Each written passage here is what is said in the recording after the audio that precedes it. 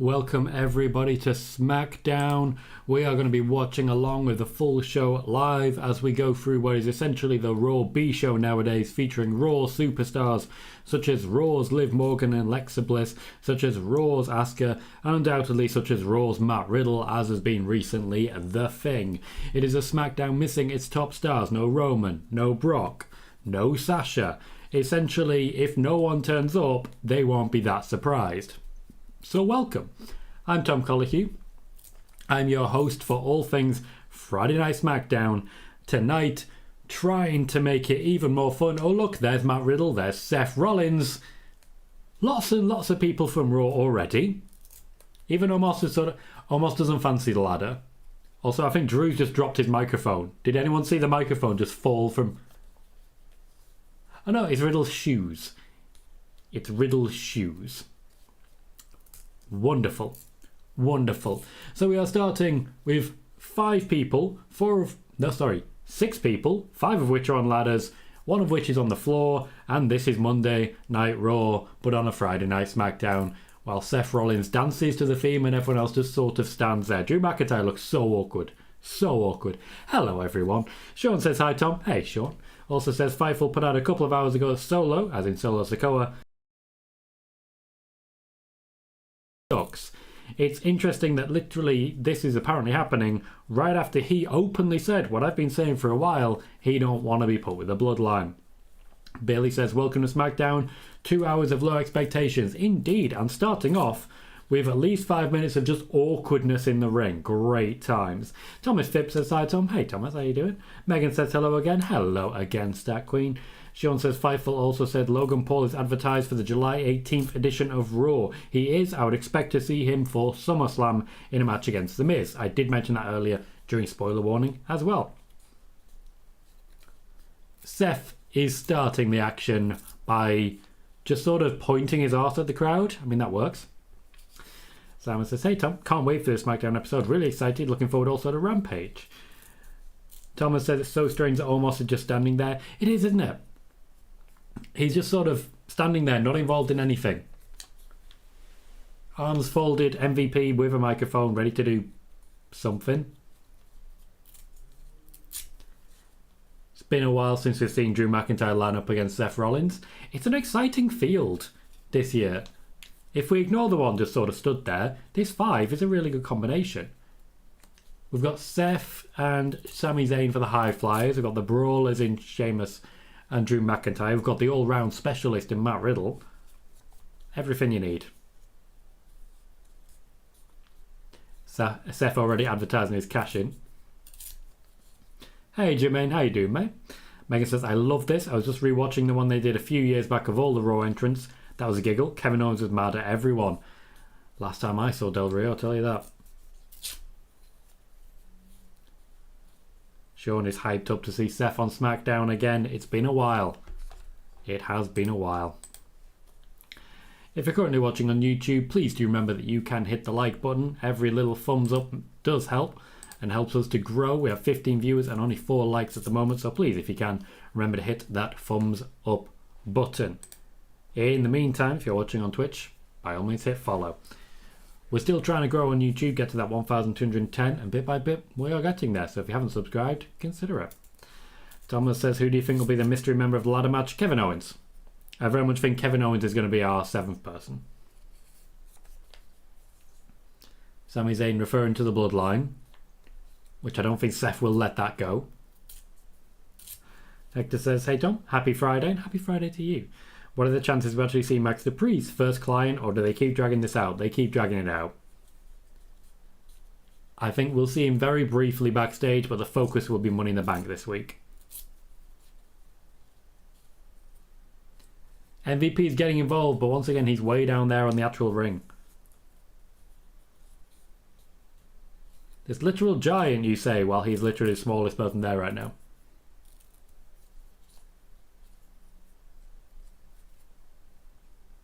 Everyone seems to be standing differently on the ladder. Drew McIntyre's doing the whole pelvic thrust thing. Matt Riddle's just chill as anything.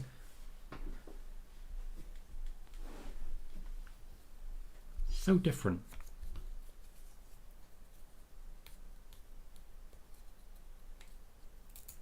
Interesting, Simon. Thank you for spoiling that. Bailey says, Tom, do you have the ability to DM all the YouTube subscribers to invite them to the Money in the Bank watch along? Or are a lot of these subscribers just not active? Plenty of these subscribers are active. A lot of them aren't interested in the live stuff. They prefer to watch it on the after part, which I don't hate. Most of the subscribers I have will watch off and on. They won't maybe watch every video, but they'll still jump in. I have a very high engagement level, like genuinely quite a high engagement level. Probably because I'm always asking for likes, but there's no possibility to DM. If people have hit the notification bell every time we go live.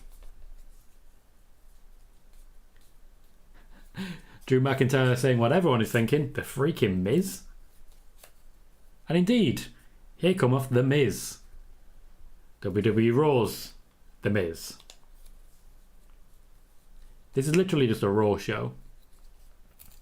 Woody, welcome. Says, hey Tom, well done on all the great work. Who do you think will beat Belair for the title? And can we have the Tom Colohue Pirate hat back for the stream tonight?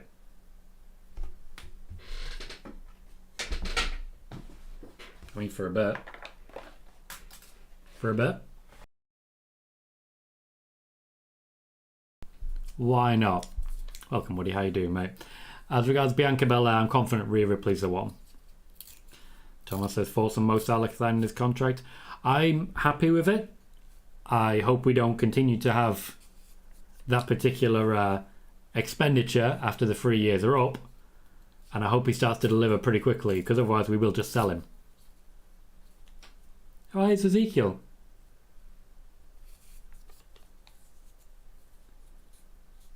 Everyone just agreeing with this. Sam says, what's Aaliyah's injury? No idea. I don't know. So they are currently setting up the main event, which will be a Raw Fatal 4-Way on SmackDown.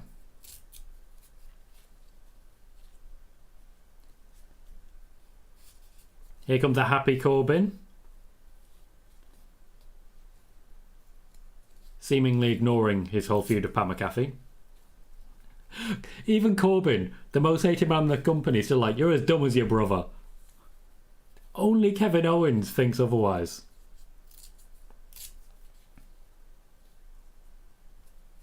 Hector says, I unfortunately missed spoiler warning, but I've seen a lot of hate on the Logan Paul thing. Can't believe I'm saying this, but the signing is bigger than anything AEW has done. Just look at Logan Paul's following and influence. That's a big deal whether people like it or not. It is a big deal. It will draw in a lot of new, younger fans, which is what the WWE is missing at the moment. It really is what they're missing. It's a clever move. I also think he wasn't a bad wrestler.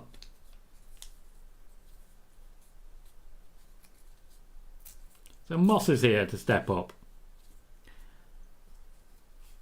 I always find it really interesting that opportunities tend to go to people who interrupt. As long as you're interrupting the opening segment, you're probably going to get some sort of championship opportunity. Why would you not interrupt? Adam Pearce wants to blow you off.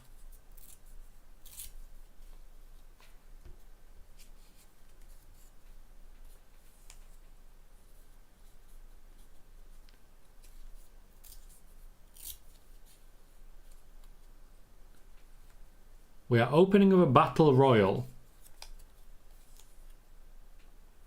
Is that just featuring everyone? I don't think a battle royal is a Money in the Bank preview. In what world? Yeah, I have to ask that one. I'm gonna go to Twitter and see what Twitter say.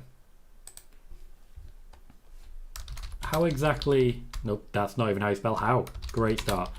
How exactly is a battle royal, battle boil, a preview of Money in the Bank? Did Pierce forget the Royal Rumble for a moment there?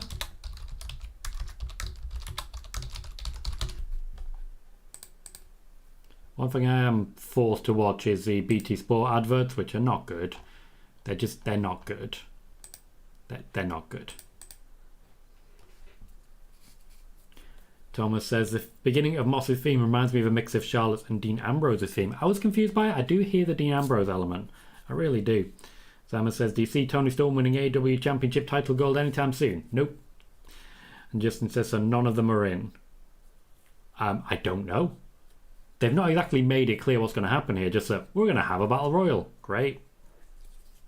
Sean says, excited to see Alexa on SmackDown tonight. It's been 3 years. I believe her last SmackDown appearance was a DQ loss to Lacey Evans. Sounds about right, unfortunately. And Austin Palmature is here. Welcome, Austin. Says, I missed spoiler warning today. It's okay. It happens. It happens.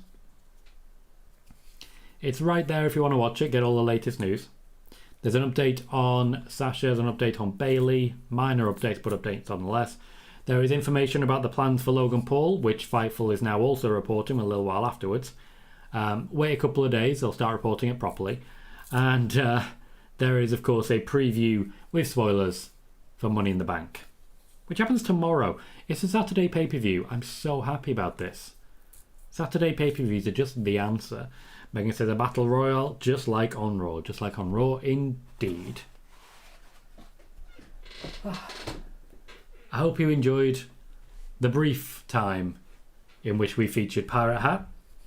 I was happy to have that request and happy to fulfill it. I don't really have the rest of the gear for everything else. I don't have my Christmas jumper. I've still got the jacket. Got that. My BT Sports crashed. Well, at least it's crashing during a commercial break. It's just a wonderful piece of kit. Oh, thank you, Sean. Yes, there is also info on Io Shirai on spoiler warning, basically about how we got to this point. Justin says, would you be shocked if Bayley isn't on the SummerSlam card? No, because it's WWE and I have no faith in them to really do anything. You know?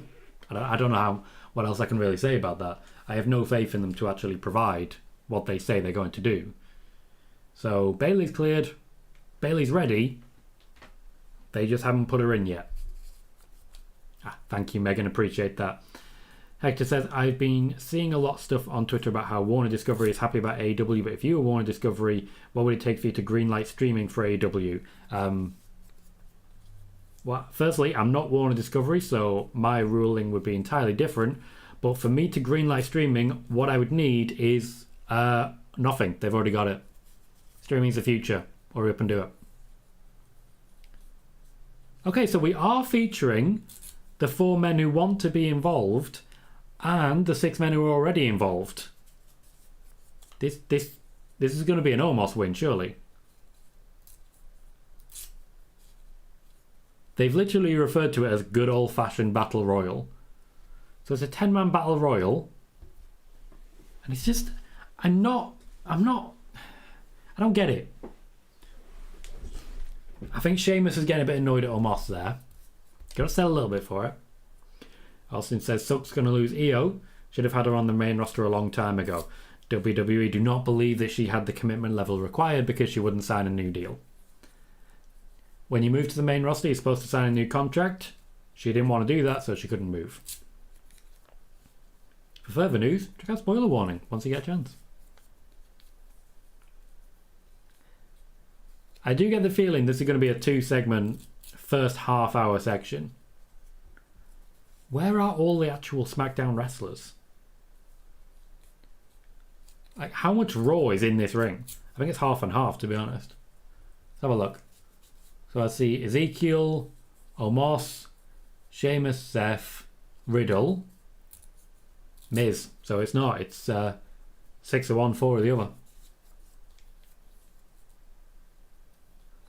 Like that from Michael Cole. Look, now Miz. Miz.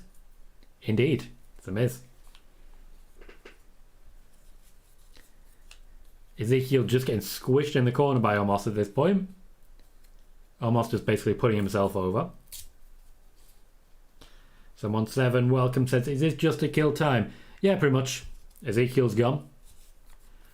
I think they're trying to make Omos look strong because he's got no chance of actually winning that Money in the Bank. So I think the idea is to keep pushing him, but really this is just a time-killing exercise. I don't think they have enough people to fill the card tonight, but I don't know where all the people are. Bayley says, as for Io or Cesaro, Vince doesn't push wrestlers that do not speak English natively. He does. I mean, Yokozuna. There's plenty of that happens. as it were. But you've got to remember, they'll put a wrestler out there, and then follow up by taking them out of the running because the crowd chant, "What? What? What?" The crowd have a great time. The wrestler doesn't. The WWE doesn't. That's literally what ended Asuka's initial push. That's one of the reasons she lost to Charlotte at WrestleMania and the streak was ended. Because people kept chanting, "What?" So they couldn't let her cut a promo. So they couldn't get behind her. Megan says, Drew, Sheamus, Corbin, Moss, Sammy are the SmackDown guys, rest of Raw. So it is half and half. I counted Sheamus. Yeah, I counted Sheamus there. That's on me. Drew McIntyre on his knees at the moment.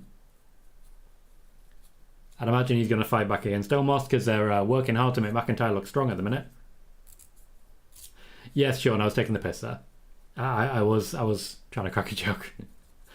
Sean says, do you think Brian, Jericho and Paul had to get permission to film videos for John Cena? No, they don't need to get permission. They were given permission when they were told about it.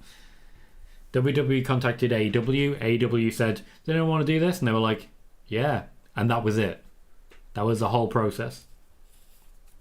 People sometimes look into this and think a lot more is happening than actually is. It was really chill. Hector says, it's still crazy to me both Sting and Billy Gunn wrestled for a major promotion on a pay-per-view in 2022. Indeed. And Sting's been diving all over the place, let's be honest. There's a lot of former feuds here. You've got McIntyre, Sheamus. You've got McIntyre, Corbin. Seth's just bored.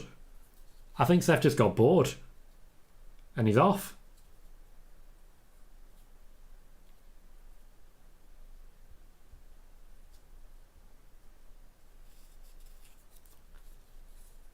I am feeling like Riddle Seth is going to be happening sometime soon as well.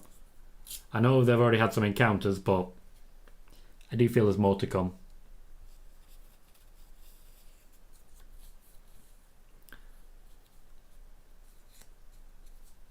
Sheamus and Drew McIntyre working together to eliminate Omos. There is a tag team there, isn't there? There is a tag team that could take the titles off the Usos. It's standing together in the ring right now, and they don't like each other, but they also do. They also do. That's a fight night and a half. Austin says, I saw the picture of Bayley Sasha hanging out. Yep, there's plenty more where that came from. They're just not public. And Megan says, how long until McAfee helps take out Corbin? I don't think he will, but I do think Corbin afterwards is going to fall near McAfee so he can start doing some shouting. I think McAfee's going to celebrate Corbin's elimination, and as an end result there, Corbin's going to try and get physical. Simon says, a very fun fantasy booking out there. Prediction, Sasha does a 2019 Cowboy Brock coming in at the last minute and wins the women's Money in the Bank briefcase. That's not fun at all. That's not fun at all. So you're saying a wrestler who isn't in the match should come in at the last minute and win the match. I don't care whether they're popular or not. That should never happen. It should never have happened then. That's not good fantasy booking. Don't get me wrong, it worked out with Roman, but he's like a heel. That's his shtick. I don't think it should ever happen in a Money in the Bank ladder match, and I don't think Sasha's the right person to do it. So we're about halfway through our opening segment. The opening segments nowadays do last half an hour. Hector says, but Tom, the real question is, could Sheamus and Drew coexist? Maybe. Maybe.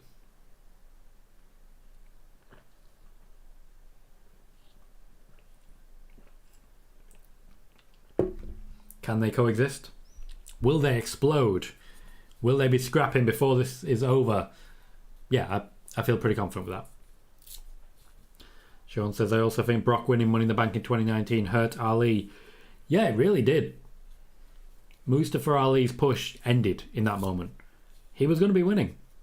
He literally had his hands on the briefcase, and then the booking was, all right, just stand there and wait. Just wait. Brock will come get you. Just wait. He could have just taken the briefcase. It was in his hands when Brock was just making his entrance. Brock even celebrated a little bit. You've got time. You've got time.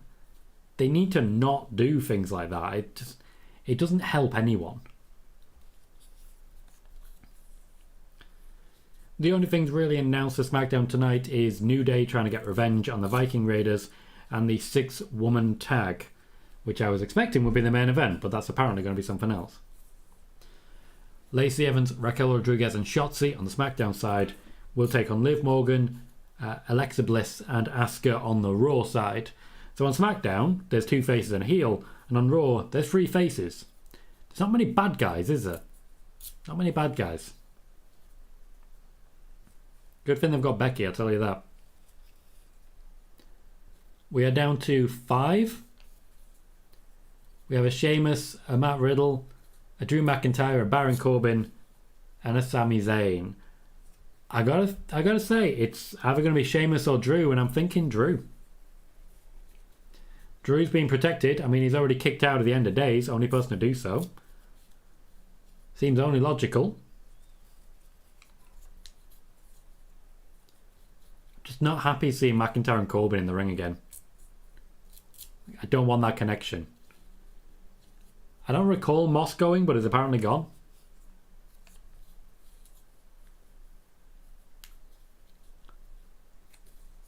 I thought the crowd were chanting for tables, but they're actually chanting for Matt Riddle. Sean says, I know Riddle won't win, but if he did, how would the stipulation still stand? What stipulation?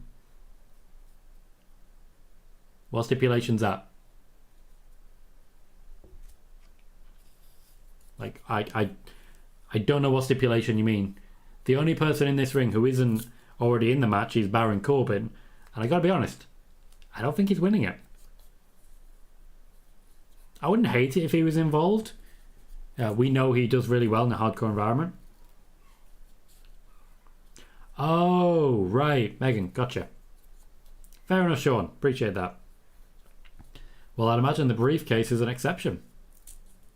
It's only logical. It's not like he can challenge a different champion. There is no other champion. It's Roman or no one.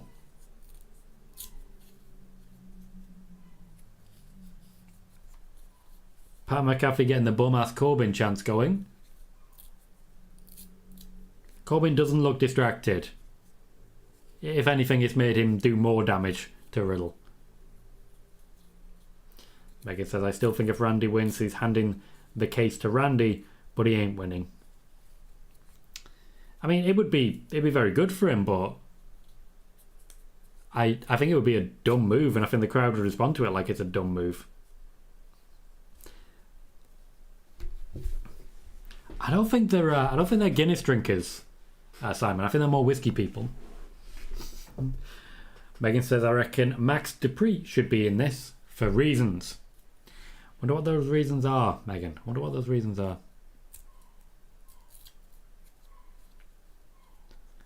Riddle zeroing in on Sheamus. That was a go to sleep with a lot of sunlight.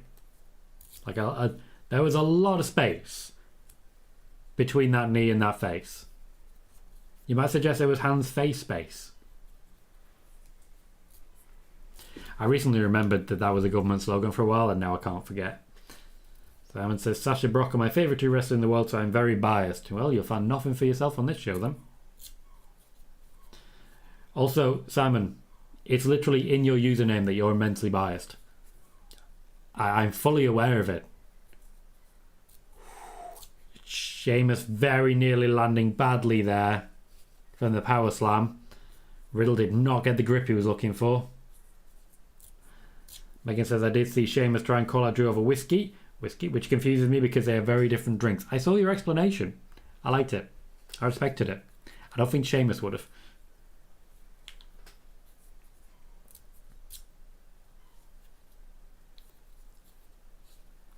Sheamus, by the by, is familiar with the RKO. I feel that does need mentioning. They had a pretty big feud between each other in 2015. That is Riddle gone. And the crowd are not happy with that. Sheamus, Drew McIntyre, Happy Corbin and Sami Zayn remain. Corbin's just laid out Sheamus so that Sheamus can have a rest. No, Simon, I don't have Becky Lynch shirts. It's difficult for me as a straight white man to wear a Becky Lynch shirt. Firstly, there is Last Kicker, which suggests I beat my partner. Then there is The Man, which feels incredibly toxic masculinity. It's just difficult to find a Becky Lynch shirt that doesn't feel kind of sexist. Oh, the Gronk retired. Maybe he's going to come back to wrestling. Would you like to see that, Sean? Would you like to see the Gronk return? The return of the Gronk. Megan says, had to be done. I also know I'm not wrong. If Sheamus wants proof, I live near 2 distilleries. Yeah, invite Sheamus to come and check out your distilleries. See what he does. See what he does. Sami Zayn just landed a kick on Corbin. This gives Drew McIntyre an opportunity to get a kicking in. Megan says it could be worse. You could unironically wear a Homelander shirt. Now here's the thing. Don't tempt me. Don't tempt me. I'm not all caught up on that. I've started watching it again with my partner who's never watched it. So I'm still like 4 episodes into the latest season. That was not a brogue, that was a knee. That was a knee. Still 4 people involved. This is the slowest battle royal in history. I've seen shorter Royal Rumbles. Simon says, how about 12 Sasha shirts? Yeah, that doesn't surprise me. You are obsessed with Sasha Banks. We all know it, mate. We get it. We understand. Sheamus on the way out. Oh, headbutt.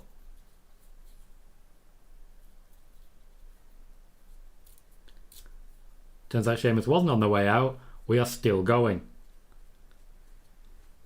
Do they just not have any wrestlers this week? Like, I'm genuinely starting to think that maybe there's been a COVID outbreak or something. If this is happening and we're going to have a fatal 4-way in the main event, then you got to wonder as to the point of everyone else. With Dean Ambrose shirt. I'll be a collector's item shortly, Sean.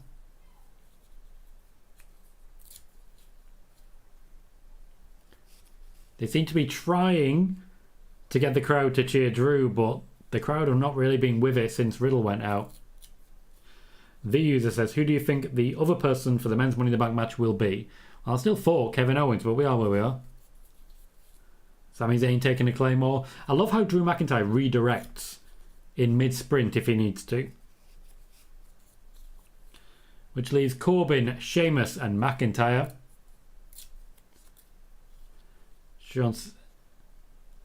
And Corbin has picked up the win.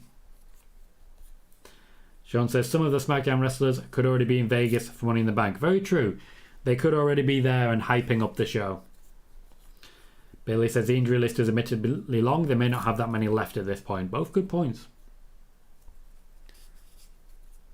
That seems like an easy way to write Corbin into the Money in the Bank ladder match. He's of course now pointing at Pat McAfee to try and encourage that.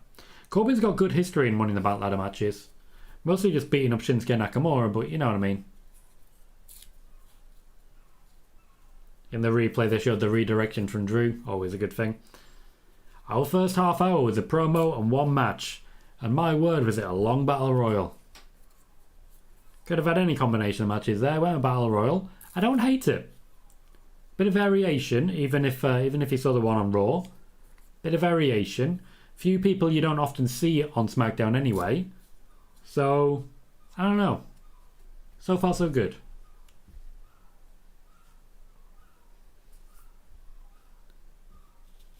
Now of course we got to follow up. Ronda Rousey up next. Makes sense.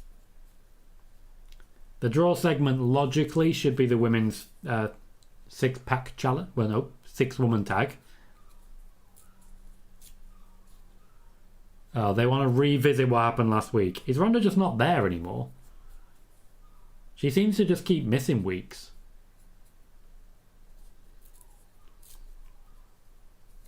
Corbin's obnoxiously celebrating. Which is how basketball started way back when, in case you didn't know. Occasional scream. Pat McAfee not necessarily furious. Just sort of keeping the distance.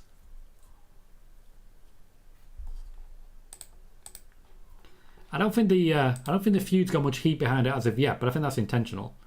Bear with me 1 second.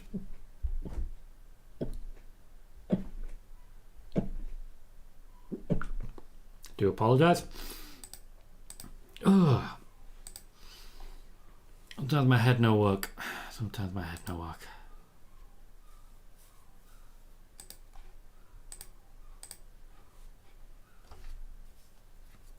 We are currently sitting in a very pleasant 9 viewers, 9 likes. Always a great thing. In case you haven't already and you're watching on YouTube, hit that like button, give us a thumbs up, and don't forget to subscribe if you haven't already. Sean says, makes sense for the 6-woman tag match to be the draw segment. Alexa and Becky are 2 reasons why. Becky has not been announced, but is still a likely combustible element for it. Alexa, Liv Morgan, Asuka, all people who haven't really spent much time on SmackDown recently, that's a draw segment for me. Ronda Rousey was the other obvious choice. Typically it's either Ronda or Drew, but Drew obviously in the opening segment, someone's got to be in it. They had Seth for the drawing power there as well. We have the New Day versus Viking Raiders. I'd expect that to be in the second hour. So, largely then, let's have this Ronda Rousey and Natalya segment. Then go into the 6-woman tag for 10-15 minutes. And New Day and Viking Raiders, and whatever our main event is. Get some Gunter along the way at some point. Because, you know, everyone likes a little bit of Gunter. Sorry, my chair's slowly breaking again. I need an Allen key. I really do. So they do have some options. It doesn't look like there's going to be a singles women's match tonight. So there's 2 women's segments, one for the Ronda and Natalya and one otherwise. Hopefully something involving Sonya Deville again. Her segment last week was forgettable, but that doesn't mean it can't be built on. When Naomi first started making her appearance in the feud with Sonya Deville, she seemed largely forgettable too. Megan says, continuing the streak of not having the IC title on pay-per-view premium live event. Indeed. Looks like the next time it's going to be featured on pay-per-view will be SummerSlam. And the WWE are aware of the issue, but as of right now, just haven't done anything about it. The user says, I assume Moxley re-signed with AEW. There is no news on that at this point in time, but I doubt he would have been given the interim championship without some sort of extension. I don't know if it's a long-term extension, but an extension nonetheless. Every now and then, because I've got my headphones in for the PS4, every now and then it goes to voice command. Something I say tells it to go, voice command ready, and then it goes really quiet and just starts shouty. Now I did that in the middle of an advert for Sonic the Hedgehog 2, which I don't want to see and don't intend to see, so shut up, PlayStation. Hello Connor, how you doing, mate? Welcome to the show. Thank you for renewing for a 10th month in a row. You've nearly been with us a year, mate. How are you enjoying it in there? Having a good time? Having a great time? How you doing, man? Good to see you. Hope you're alright. John says, think Moxley beats Punk when Punk returns? No. I think Punk retains. And Bailey says, do you see Adam Pearce ever wrestling again, or is a long-term injury involved? No long-term injury, just no will to wrestle. And that's from WWE. The WWE don't want him wrestling. Nice, Connor. Bit of cake goes a long way.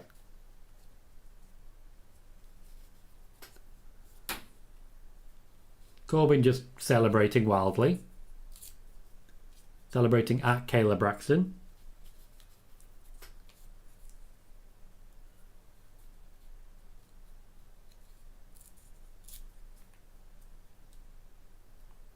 Kayla Braxton is asking about Pat McAfee. Gotta say yes, Corbin. You gotta say yes. Why did they cut away after you just asked him a question? He didn't have time to answer the question. What if he was just thinking? Mean. Connor says, I'm alright, just being a busy guy. How's you been? Been pretty good, mate. Been pretty good. Started a business. Next Friday, we'll be doing a very special stream. We'll be having ourselves a birthday party. Because next week, next Thursday, is the 7th of July, Tom Colahue's birthday.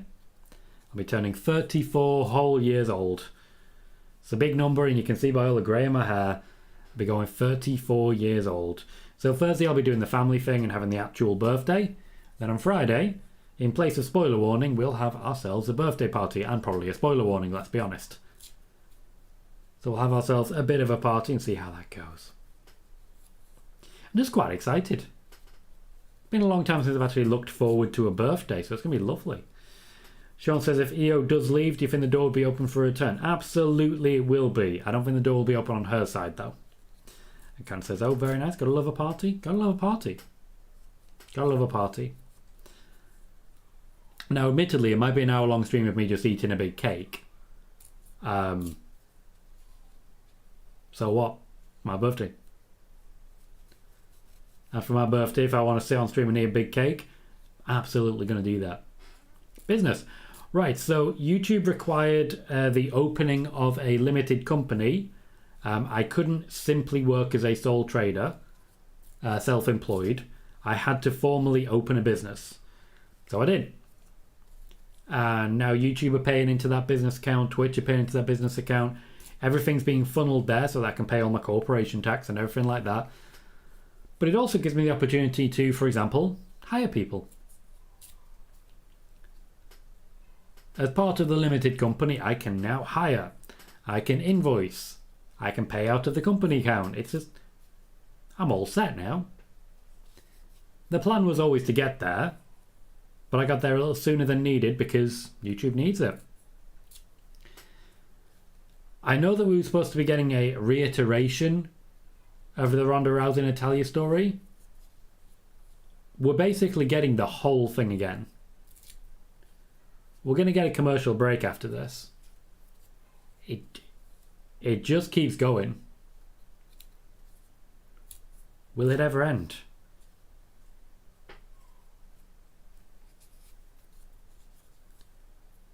Ronda's getting a whole promo repeated.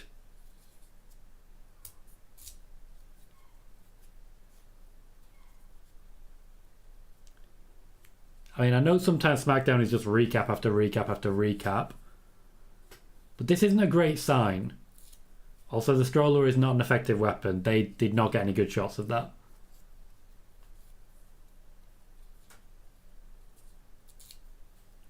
I do like, and I didn't notice this, Ronda picked up the leather jacket that Natalya was wearing and ended the segment with 2 leather jackets. It's a bit awkward, really. Just a bit awkward.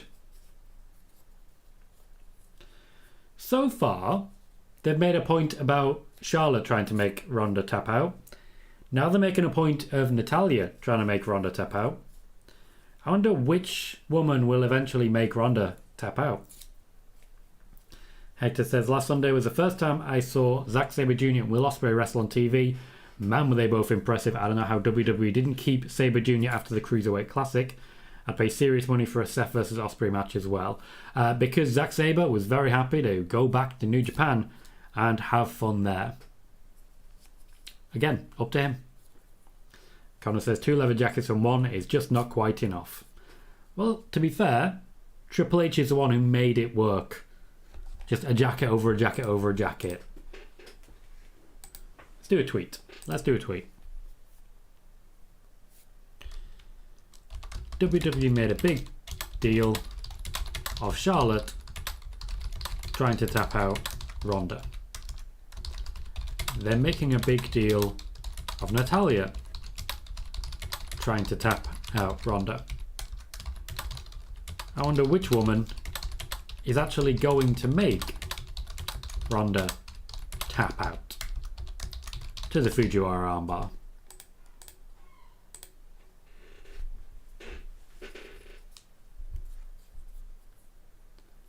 Okay, Natalya did a promo backstage in which she basically said, if you don't know, Ronda's got a kid.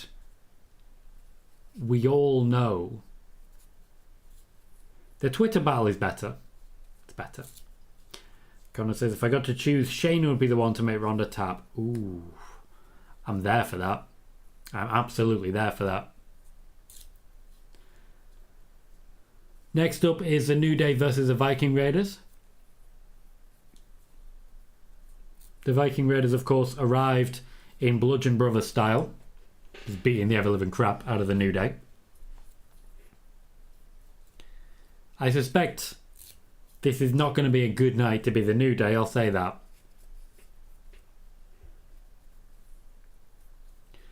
Potentially means we're not going to see much Shanky this week. Shame. How's he going to dance? Oh look, a recap.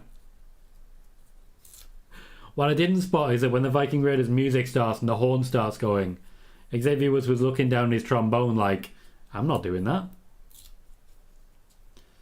Connor says Viking Raiders have to win this or their comeback is dead in the water. Absolutely correct. Absolutely correct. They keep talking about the new vicious Viking Raiders. There's only so many times you can say the word new before it starts to lose its luster.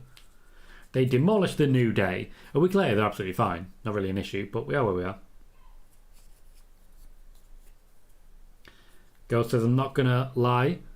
Natty and Ronda's feud is better on Twitter than it is on TV. Also, hi everyone. Hi Ghost, I completely agree. Megan says, why can't they put Xavier Woods in the Money in the Bank? Never done it before. He would be mint. He would. He would. Typically, they just throw Kofi in there to be the fly-arounder. Xavier Woods can do that job too. Connor says, 5 years later, it's a new Viking Raiders. In 5 years, they'll just go back to the Viking experience. Screw it. They'll just give up on the concept of fan support at all and just be like, yeah, we know you hate the Viking Raiders. We know you hate the Viking experience even more. Ha! Psych! You love the Viking experience. Sean says, since Diamond Mine imploded, Creed Brothers defend against Roderick Strong and Damon Kemp. The champions retain? Probably. I can see that working, yeah. Simon says, I'm becoming a very huge fan of Liv this year. She has big wins over Rhea, Sasha, Becky in a tag team match. Ended Alexa Bliss' very recent undefeated streak. Yep. It's not really an undefeated streak when you win 3 matches. Connor's excited to see Max's peeps whenever that day will come. And Sean is reminding us of the Viking Profits, which, can I just say, still the best thing they've done during the pandemic.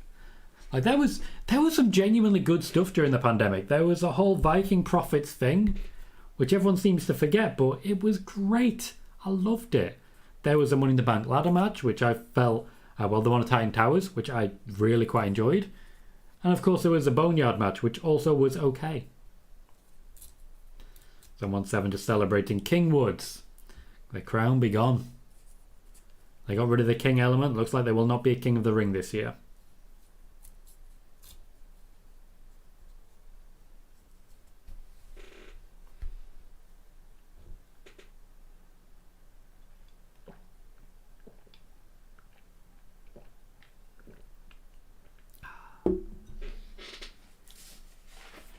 Justin says, is Corbin in the Money in the Bank? He is not, though he did win a battle royal against the members of the rosters who are going to be in Money in the Bank. Gotta renew my BT. Connor says, oh, and I think I've been gone for so long, I've not told you. I bought a new gaming PC about a month and a half ago. No more am I using a laptop to do my stuff. Excellent, mate, excellent. I think you just told me about that when you took your sabbatical, as it were. Glad to see you back. Hope you had fun in the time away. Megan says, I just want to see Max. Still trying to figure out if I actually do find him attractive, or is it just the fact he looks a bit like Ross Marquand? Well, here's the thing. It's not wrong to have a type. It's not wrong to enjoy certain physiques and styles above others. Ain't nothing wrong with that. So maybe both.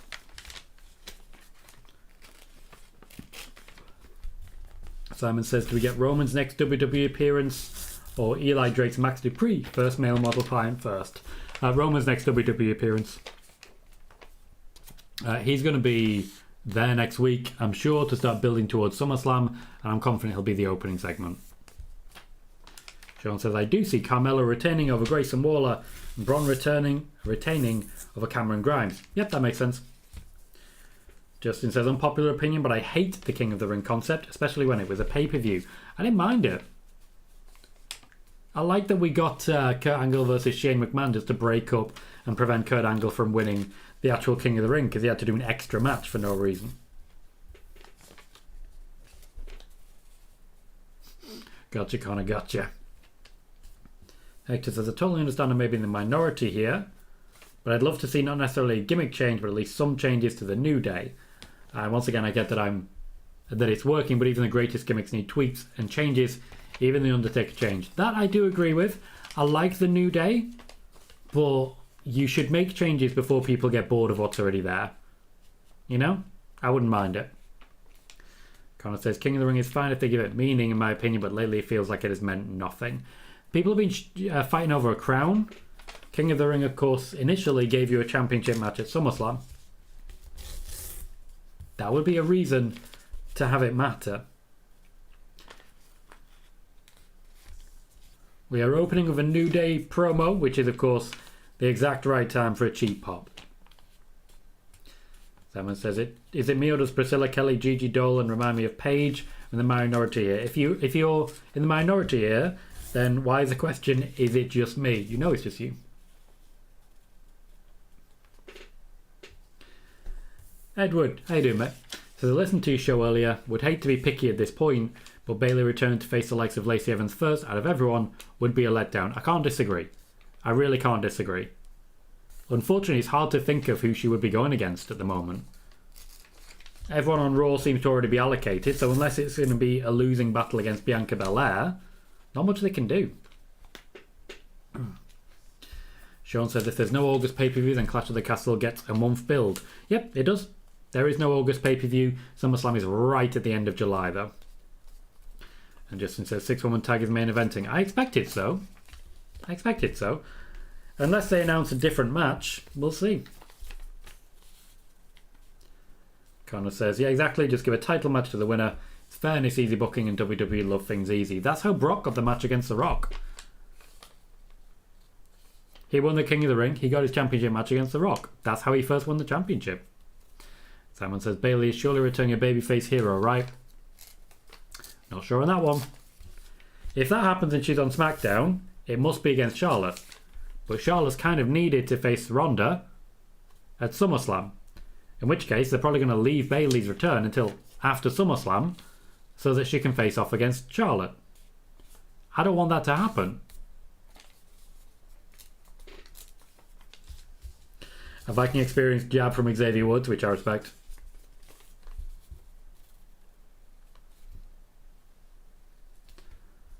Again, the new Viking Raiders.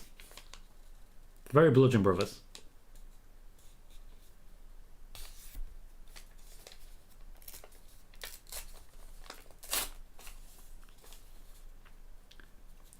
Every word out of Xavier Woods' mouth is exactly what I want to hear at all times.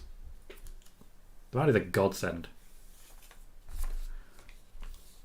Justin says SummerSlam 2002 is the best SummerSlam ever by far.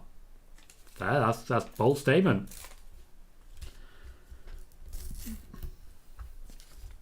Strong promo from New Day really got the crowd chanting for them. Ultimately, a promo like that, the whole point is to get people booing the Viking Raiders. So far, I've got to be honest, no real response to the Viking Raiders at all. Why is even the announcer saying the new vicious Viking Raiders? That is patronising. Connor says, is it possible that Money in the Bank Charlotte does a Brock to someone like Liv, or is she nowhere near returning yet? She's perfectly fine to return. She's not injured or anything like that. She's had a honeymoon. They're just waiting for the storyline to be in line for her to slot back in. I don't think she'll be involved in Money in the Bank at all. I suspect she'll return next week to walk straight into a feud with Ronda Rousey after Natalya takes a loss. Justin says Viking Raiders have never been over on the main roster. Disagree on that, but mostly because Viking Profits. Viking Profits was over, and by extension then the Viking Raiders were too. Oh, the new vicious New Day going for the Raiders. That. Using the shields against him. This ain't going to be a match at all, is it? Yeah, this isn't going to be a wrestling match. Just a beating. To be fair, New Day started it. The new vicious New Day. Hector says, Tom would you think about Bayley hopping down to NXT for a feud with Mandy till they have a concrete idea of her on main? Would you like to see her go to NXT and still lose? Because if you're comfortable with that, then it's an option. Simon says, just watch Test versus Brock from King of the Ring 2002 pay-per-view finals match. Very underrated, classic big horse fight. Two big beefy boys, strong style, beating the living hell out of each other. Test was always good for that. He just never really had the ideal opponent for him. Connor says, thank God I really don't want another thing like what Brock did to Mustafa. I agree with you there. I don't think that should ever have happened. It's a bad call by everyone involved. Viking Raiders feel that their work will be done.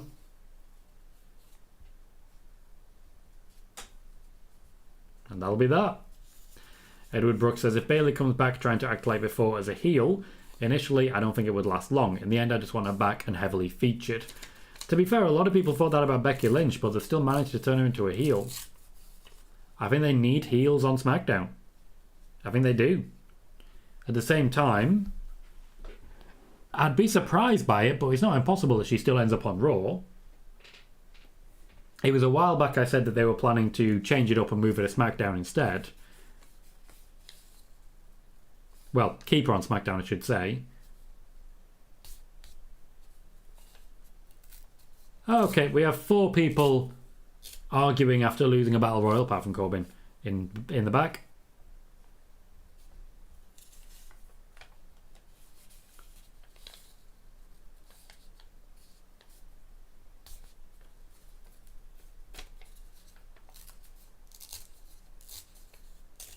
$2,500 miles is quite a distance.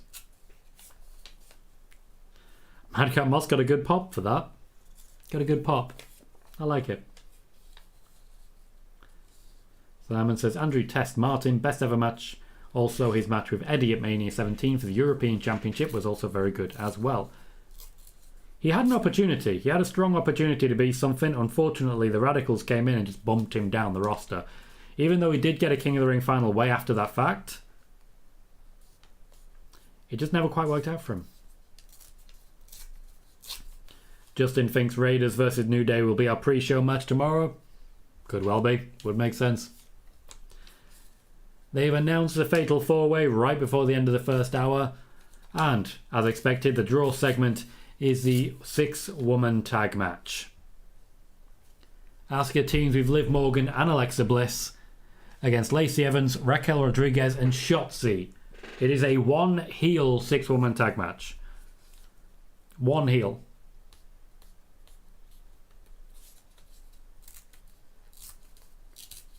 It was a very big pop for Asuka. Big pop for Bliss too.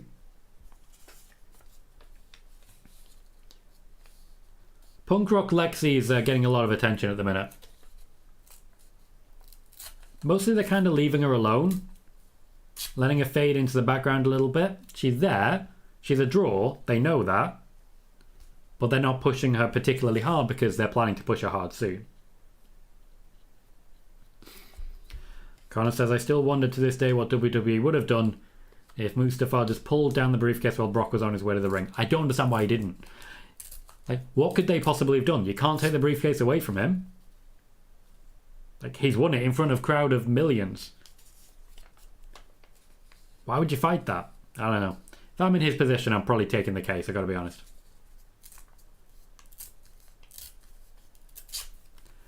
Alexa Bliss has a real veteran feeling about her now. The returning victor to the spoils, as it were.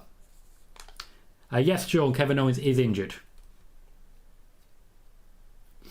Bayley says Becky is technically a heel, but she's popular. She really doesn't have heat. It depends who she's working against in that regard. I think she's beyond the whole face-heel dynamic, personally, like some superstars are. Roman Reigns, I think, is beyond face and heel, for example, as a number of them who are. But I do feel that if she's working against a face, people will still cheer the face and boo her. Sean's excited to see Alexa back on SmackDown. Wiggly is happy to see Asuka. Asuka is indeed here. The Chad says, I find it entertaining watching McAfee grinding his junk in Adam Cole's dad, aka Michael Cole's face. But it does makes since Adam, Pat both had beef with each other in NXT. Adam Cole and Pat McAfee were the best of enemies. And that's just great stuff. Justin says, hopefully Alexa's next big push is when she's a heel. I suspect Alexa versus Rhea Ripley is in our near future. Hector says, at first I thought we'd definitely see another War Games match in NXT. The more I think about it, I'd be okay if they retired War Games because no one says it like Regal. They are not retiring War Games. They have to use it at least semi-regularly in order to maintain the copyright. Connor says, would I? Maybe at this point, so would I. Maybe at that point he cared about his job with WWE. Nowadays he probably wouldn't care as much. Should have been in the Rumble. Should have just refused to be eliminated. Would have been funny. Would have been funny. Like, from a business standpoint, wouldn't have been funny. But from a personal standpoint, I would have loved it. Because why not? What's the downside? Just go crazy. Just go absolutely crazy. It'll be hilarious. You know you want to. You know you want to. We are currently at 27 viewers and 13 likes. 29 viewers, in fact, and 13 likes on the YouTube channel. If you've not already done so, please remember to hit that thumbs up. It really does help us grow. And subscribe if you haven't already. We are currently watching SmackDown in its entirety. We're in a commercial break at the moment as we head to a 6-woman tag match. Alexa Bliss, Liv Morgan and Asuka on the Raw side. And on the SmackDown side, we have Lacey Evans, Raquel Rodriguez and Shotzi. So Shotzi is the only heel in the match. We'll see how that goes. Shotzi is the only heel. So if they're going to build to a hot tag, I'm not sure who they could possibly be building to a hot tag for. Asuka seems the only logical choice. They've also confirmed the fatal 4-way match tonight to determine who is the last person to qualify for the Money in the Bank ladder match. It'll be Moss versus Ezekiel versus The Miz versus Baron Corbin. There are some good options there. The Miz naturally is a very good option. I think Corbin might get his shot there. But given that he won the Battle Royal, I think the most likely person is Moss. Lacey Evans, after all that push coming in, Raquel Rodriguez, after working with Ronda Rousey, and Shotzi, after turning heel on Sasha Banks, all got a job as entrance. All got a job as entrance. No sign of Becky Lynch as of yet. She may have not travelled, but I found that unlikely. Sean says Alexa did say on WWE Deutschland she wants to face and work with Rhea. She does. There's Becky Lynch. She was talking about it with Rhea Ripley before this year's WrestleMania. It just never quite panned out. As mentioned on Spoiler Warning, Becky Lynch was always planned to be on SmackDown. She just wasn't officially announced beforehand. I kind of like the glasses. Also, can I just say, Becky Lynch misses SmackDown. SmackDown was her show.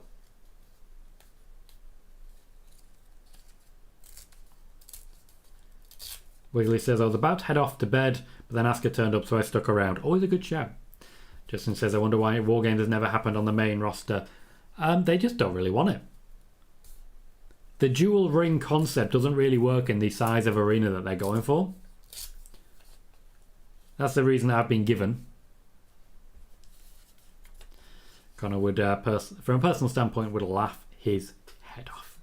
Justin says, seems to be perfect for Raw versus SmackDown. It does. And that's the main reason that Becky Lynch isn't in the match.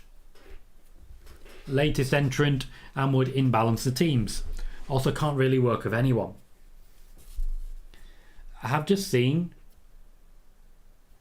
Becky Lynch will be on commentary. Pat McAfee looks surprised, despite the fact that there is a chair next to him waiting for her.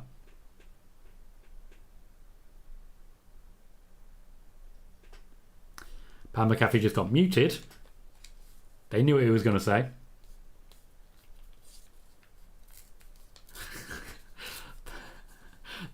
That was a fun one. I'm so freaking cool, Michael. So freaking cool. Yes, I've just spotted that Lacey Evans has the red, white and blue on her cuffs. Red, white and blue on the cuffs. She is a real American after all. Sean says Shotzi and Lacey getting jobber entrances. Yikes. Yep. Got the jobber entrance for it. Connor says, because of the fatal four-way, what the hell was the point in the Battle Royal? Good question. Time killing. They seem to be missing people at the moment. Other than the ones we already know about. Hector says Pat McAfee should cost Barra in the match later because he can't allow someone like Corbin who tried to murder Ray in his last Money in the Bank back in the match. True. Very fair point. Also, Aleister Black, who really never recovered from that attempted murder, and that's probably why we haven't seen him since. Bailey says leave it to Becky to wear a heavy jacket to the arena when it's 106 degrees outside in Phoenix. All she cares about is looking good. She will commit to that coat however she needs to. Also, thank you for clarifying it in Celsius. 41 degrees Celsius is a bit big. It's a bit big number. It was bad when I was in Florida, but I know Phoenix actually gets hotter than Florida.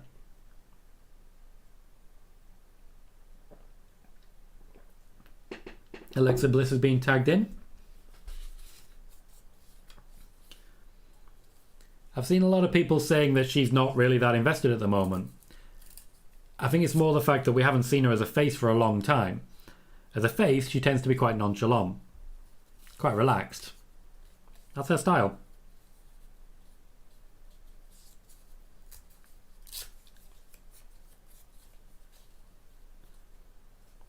Michael Cole having a good laugh at the fact that Alexa Bliss has won a Money in the Bank and Becky Lynch has not.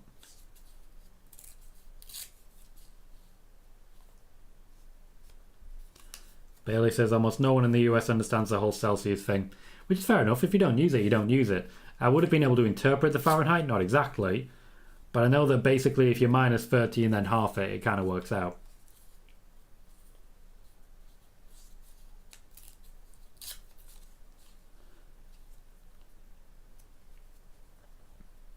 Liv Morgan and Alexa Bliss working together against Raquel Rodriguez. Asuka on the sidelines. Sidelines.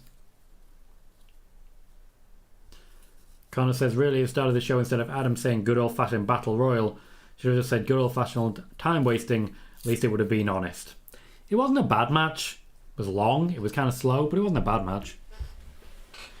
A lot of times you're going to see double duty, but I don't think we should be seeing it on the 2-hour show. If there's going to be double duty, it should be on the 3-hour show. You have the people, just use them. Lovely landing from Liv. Shotzi, the only heel, seems to be working with everyone quite happily at the moment. Quite strange. Shotzi and Liv Morgan in the ring at the moment. Solid start to the match so far. Bit by bit, everyone's getting their stuff in. Sean says, I've seen that too. Tom Most saying Alexa doesn't have her love for wrestling anymore. I call BS. If she didn't love it anymore, why did she come back? Mostly her contract. Hector says, do you see any surprises or shocks for Money in the Bank to set up SummerSlam feuds, or do you see them playing it safe and keeping the big surprises for SummerSlam? We don't really get surprises on pay-per-view anymore. We get surprises on TV. Surprises are more profitable on TV. So I'll wait and see what happens, but I don't foresee any big surprises.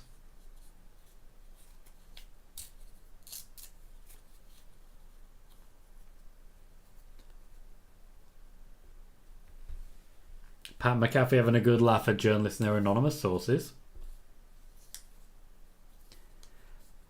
It doesn't sound like Shotzi can coexist with Lacey and Raquel. Liv goes for the dive, gets her feet caught on the ropes.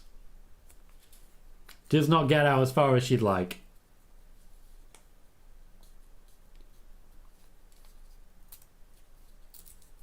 Alexa takes down Raquel Rodriguez. Good catch on Raquel. There's a lot of faith in Raquel Rodriguez at the moment, and she is proving herself worthy of it. Raw stands tall, and Raw gets cheered on SmackDown show. We have ourselves a commercial break. One sec, guys. We have another troll. Probably the same troll, let's be honest. It's always the same troll. There's always one, isn't there? There's always one. Connor says, I really don't see why two babyfaces would want a team with a heel. It makes zero sense. If they're booked for it, then they'd surely still want to win the match. So they wouldn't walk out. I kind of get it. If someone tells me at work, oh, you're working with this person, I don't like that person, I'm still going to work with that person. It is, after all, my job. Also, I think at the moment, WWE are kind of exhibiting a little bit more power over their workforce after what happened with Sasha and Naomi. They're giving a lot more unilateral instructions and a lot less questions being asked. They're just saying, here's what you're doing, read your script, now get out there. There's very little input happening right now, and a lot of fear in the locker room about approaching the people in charge, because ultimately the people in charge is still Vince McMahon. Be interesting if we see him today. We, of course, have been seeing him on Raw. Sean says, do you remember everyone? Dave said Lacey was going to be heel. Look at her now. To be fair, she was moved, and it was Peter Insider, I believe, that first reported it. She was moved to Raw. She was promoted, never turned up, and then moved back to SmackDown again.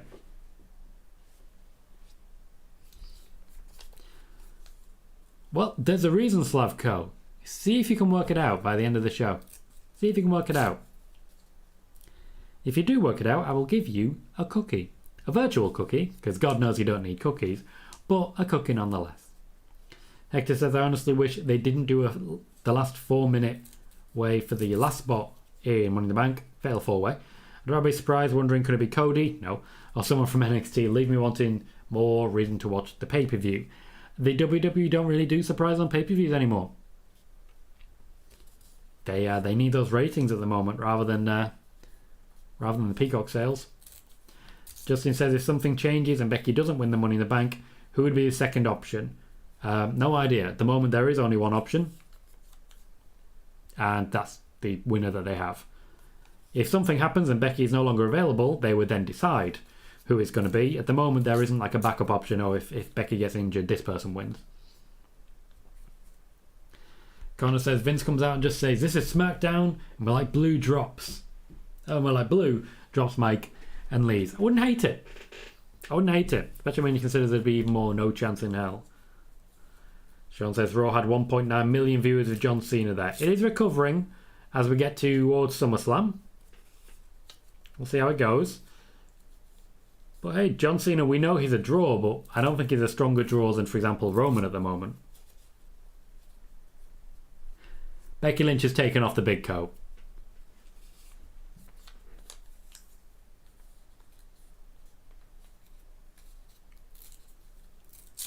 Big Bank Bex is a bit too on the nose for me. Connor says, I hated that Cena promo, to be honest, it was so nothing. That's the Cena style, though. John Cena's promos historically don't have anything actually in them. His feud with Roman was more Roman just tearing him down and just waiting for John to finish saying nothing for a long time.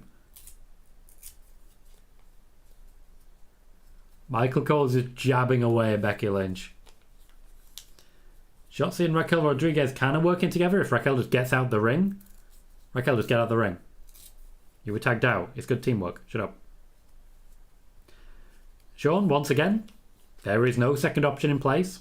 You don't just get to say, oh, that person must be second option. There is no second option. There is a planned winner, and there is, we'll cross that bridge if we come to it.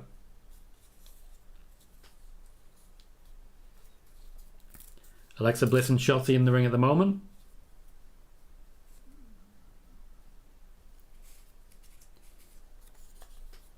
Lacey and Raquel on the side, waiting to be used. Meanwhile, Liv and Alexa doing the good old-fashioned face stuff. No, she's hurting her. She's hurting her. She's hurting her. I think Asuka is the hot tag here. In which case, Shotzi will likely stay in so that she's beating up a heel to start with.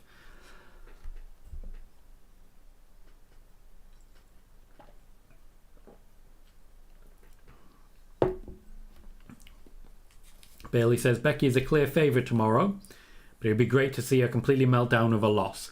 I actually think it would be even better to see her melt down with the briefcase. she wins a briefcase, she picks up a couple of losses, and then she goes through a phase of, I can't cash in because I'll lose. She just gets so used to losing that she can't do anything with the briefcase. She's just afraid. Connor says, I just want Liv to win so bad, but I know she won't, because Becky did not want Bex in the match, to be honest. Becky was always going to be in the match. She was always going to find a way.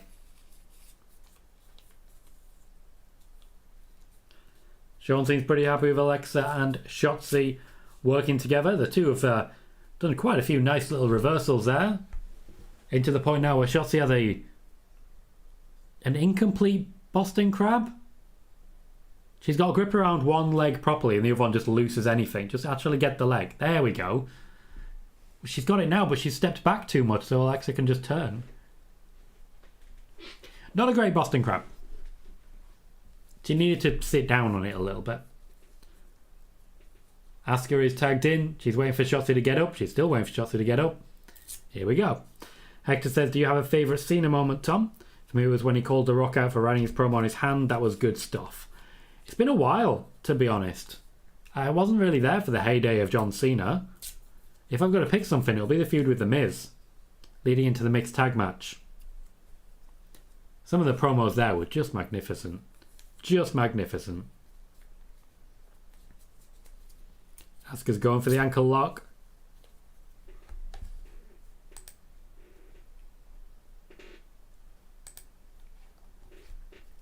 Asuka's a little bit on fire, guys. Bum attack. Shotzi survives. Shotzi very much just surviving at the moment. Becky Lynch has gone surprisingly quiet. Can't help but feel like she's going to get involved in some way.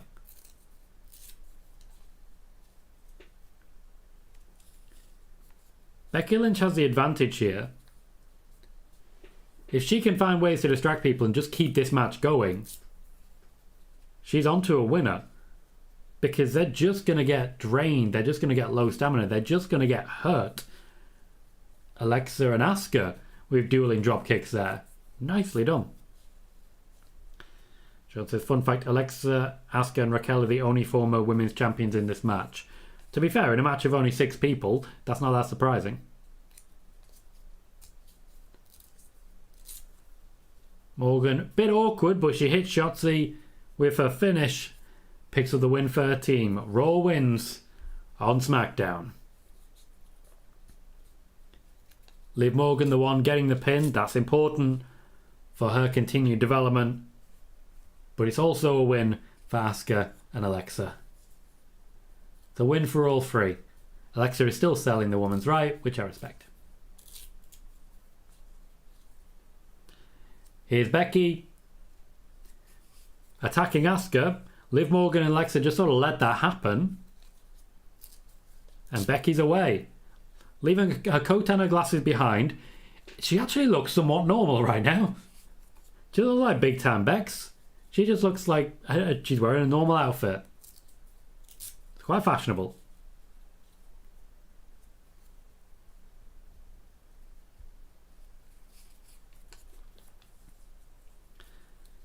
Connor says, Becky getting involved in a match. No, never. She's never done that before. Was always going to happen. She just wants to lay in a few hits before the match. And after all, it's all happening tomorrow. So Megan says, Shotzi was NXT Women's Tag Team Champion. I believe that was brief, but it very much did happen. And Alex says, Happy Friday to himself. I mean, there's a reason people say love thyself. Sonya Deville looks fucking amazing. This is not fair.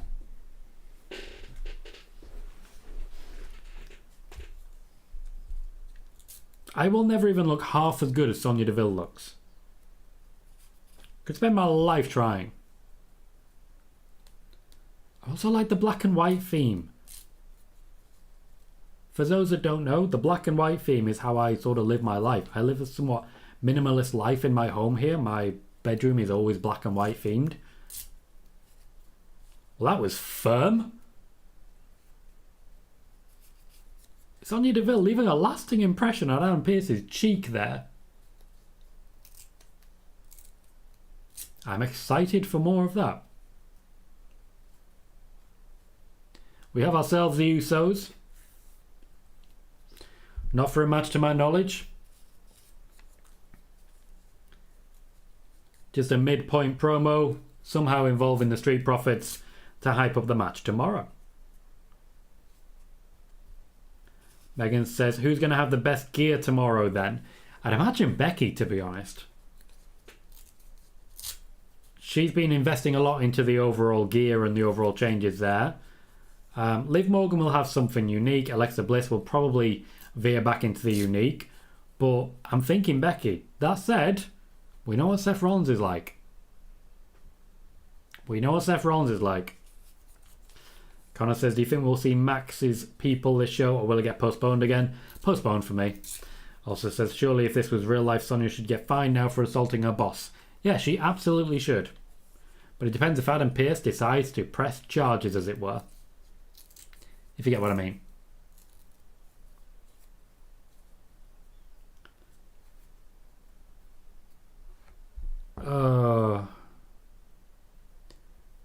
So it's a WWE ATA. I wonder how many plants are going to be in the crowd. I have no idea how this is going to go. Like, not the slightest clue. Did a little terrifying.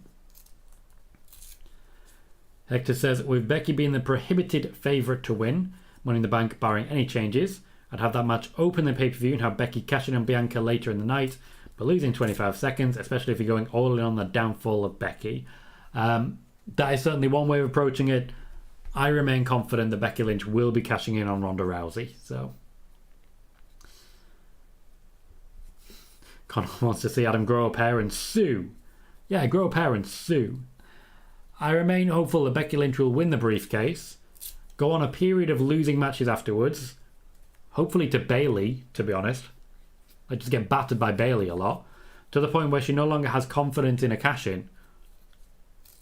She keeps teasing on Bianca, but she's just not confident anymore.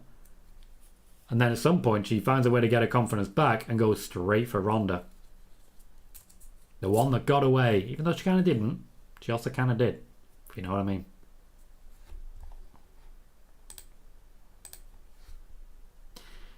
We have broken the 500 view mark on our YouTube video so far. We've also reached 19 likes, just one away from 20. We peaked at 27 viewers so far. Going great, going absolutely great. Absolutely great. Thrilled with that.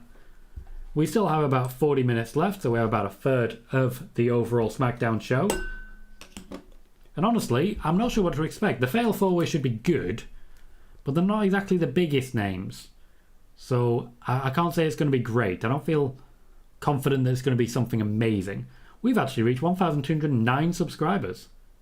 1,209. One more to 1,210. Thank you very much to my new subscribers. Connor says, to be fair, at some point, they need to have the first failed cash-in of the female Money in the Bank briefcase. True. True, fair point. There's been a few misses on the men's side recently, but on the women's, had Alexa correctly cash in, Carmella naturally with her reign, Nikki Cross. There's a lot of good stuff. Sean says, I saw Doctor Strange last week. It was good. I thought it was okay. I have now seen it, and without any spoilers, I thought it was too much comic book and not enough movie. Hector said, I don't know if you previewed it during spoiler warning, but is there a preview for the Money in the Bank graphic if you have one? Let me have a quick look, because I haven't actually previewed it as of yet. So let me just find it.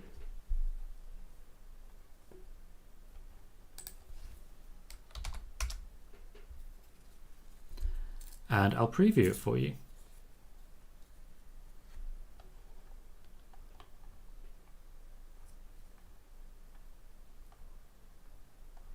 Bear with me just 1 second while I find it.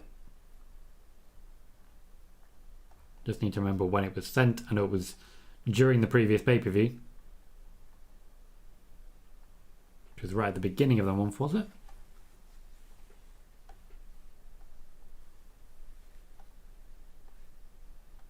Oh, can't find it at the moment.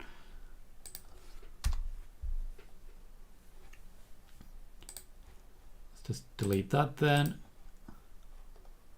And bear with while I find it. Again, won't be a second, and I hope it'll be worth it because I quite like it, as you might expect.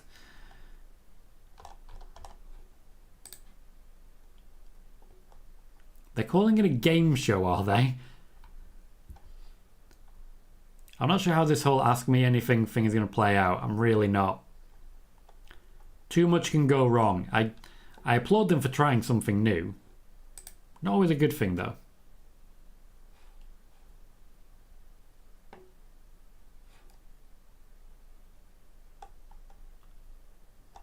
Got the Raw one there. Okay, so they've decided on the questions beforehand. Big boos. Big boos.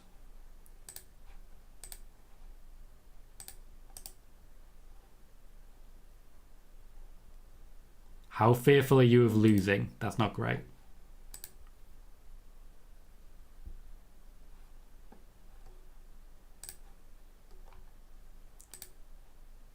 Basically about Roman there.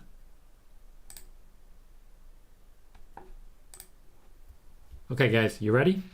You ready? There you go. Very much a spoiler warning style, but I realise that there's just a briefcase dangling in the corner. I just really like that. There's a lot of charm on it. We have ourselves plenty of ladders as well. Much like with Hell in a Cell, we had the grating. I mean, that's good stuff. That is good stuff. So there is our preview for the Money in the Bank watch along overlay tomorrow. It is the greenest I have ever been in my life. And we're back.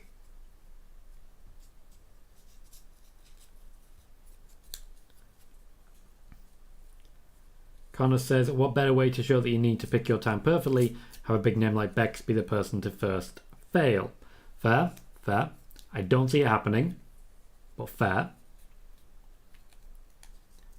I think Asuka's technically qualifies, but I'm not sure, Sean. Can I do that? Can I just, yep. No, wait, yep. Okay, let's do the Olive. Oh no, sorry, Brock. There's Brock. There's music. Guys, there's music. There's music. I was going to have to let go. Just run away. Just run away.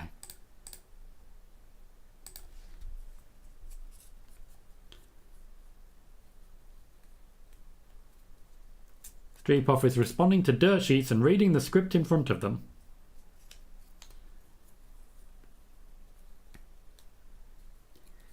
I have just realised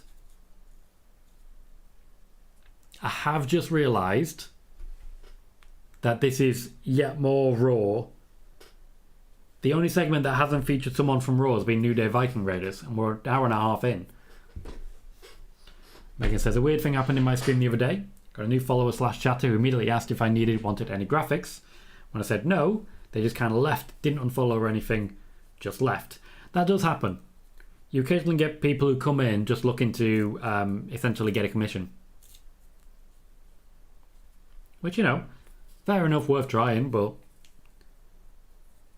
they are just looking around to try and get commissions, to try and drum a business. It's not unusual. We've had it here.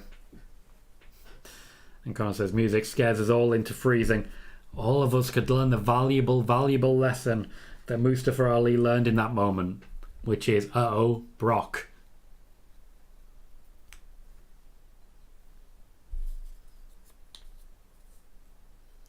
We know the tag match is going to be great. Usos and Street Profits are just too good not to deliver a great match. Kayla Braxton struggling with the step on a podium there. She's got a little booster to stand on behind the podium, hasn't she? Do you know they tripped off?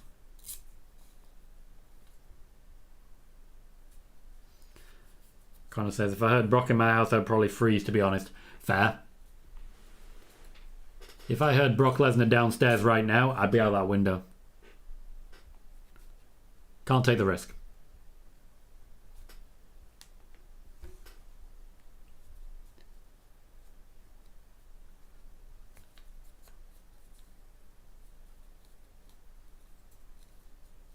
I think they're just trading catchphrases at this point.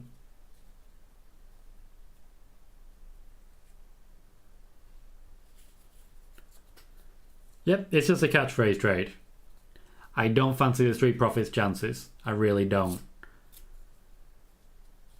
That said, as I say, I expect it to be a fantastic match.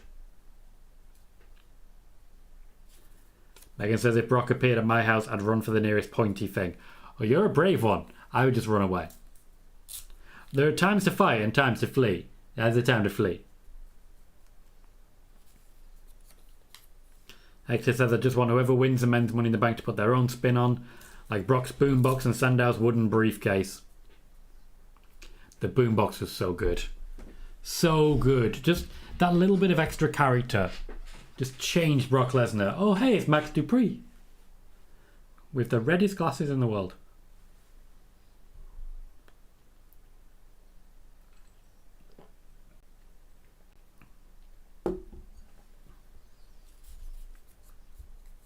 It's just terrifying how close he stands. Like, I'm nervous. Right, so commercial break, come back. Max Dupree explains why he's not doing it still. Ooh, Megan has lots of pointy things. Always a good thing. Always a good thing. And Connor says, I would consider running, but then I'd remember I can't run, so then would realise I am fucked. Well, to be fair, if you need to hide, you're already in a pretty good spot. Literally hiding in a cupboard, mate.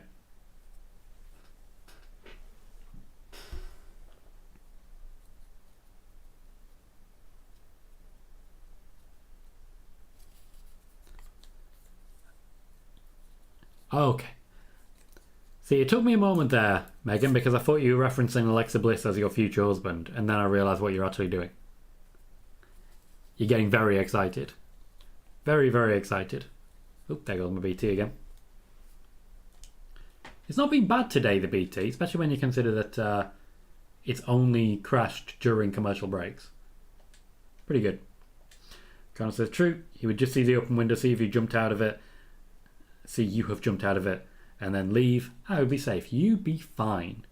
Maybe we should swap. Maybe you should be on camera and I should be in the cupboard. You ever thought about that? You ever thought about that? I don't think you thought about that. I don't think you thought about that. Disappointed. You should have thought about it. Can I bring this down and that up?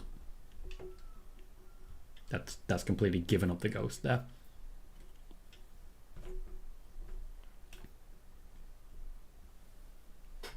That's a bit better. Megan says he's a handsome man. I'm enjoying the view just like I did watching The Boys. That shows a feast for the eyes. Yeah, you're right. You're absolutely right. Are you enjoying yourself, Connor? Well, how dare you?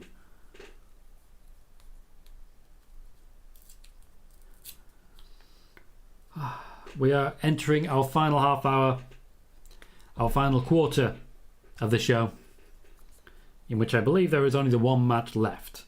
I do expect we're going to see a little more from Max Dupree, and of course a little something from Gunter.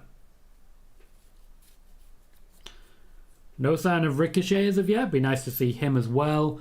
But other than that, this has been a Raw show with some SmackDown stars. Megan says this show has kind of flown by.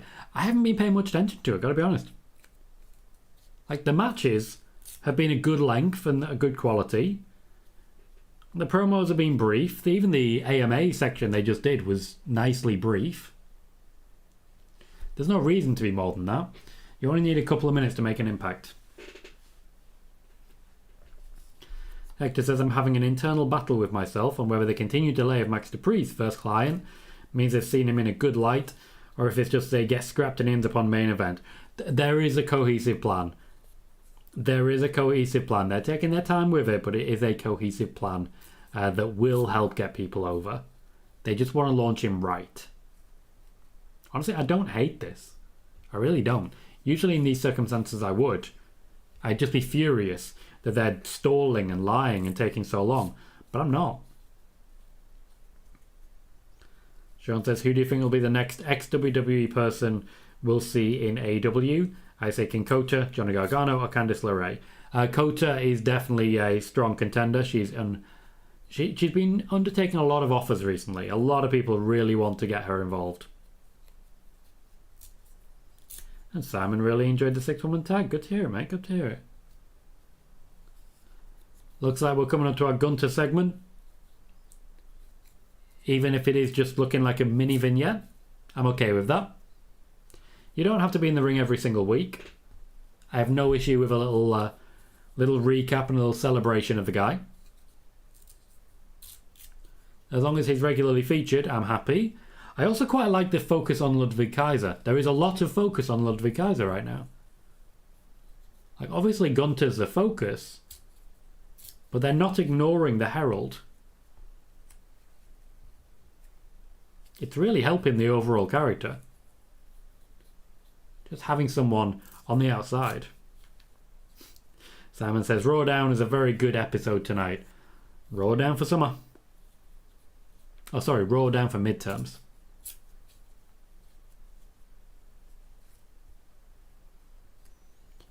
Here comes Max. Connor says, what are your thoughts on Claudio's theme in AEW? I really like it. I have not heard it yet. Haven't heard it yet. I watch what I can of AEW, but I don't watch it regularly. Hey Joey, how you doing, mate? Welcome to the show. It looks like we're finally going to be introduced to someone.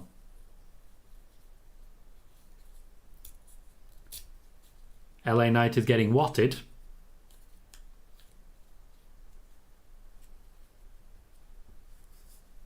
Maybe we will, Connor. Maybe we will. Joey says, do you think Io Shirai will go to AEW? Nope, I think she'll go back to Japan. Simon says he gets his own Fiend microphone just like The Miz does. He does. Gets his own cue cards.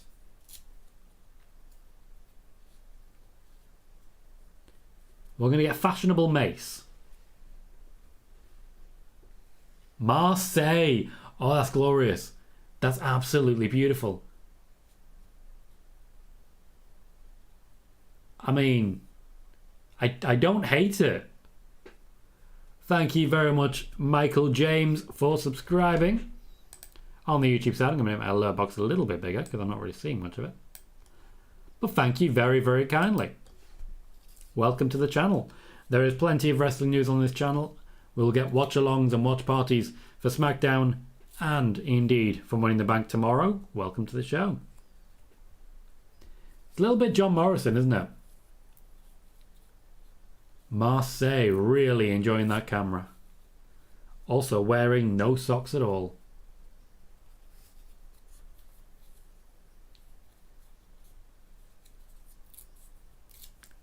Marseille. I love everything that's happening right now. Megan says I'm a little behind by the sounds of it. You got good stuff to look forward to then.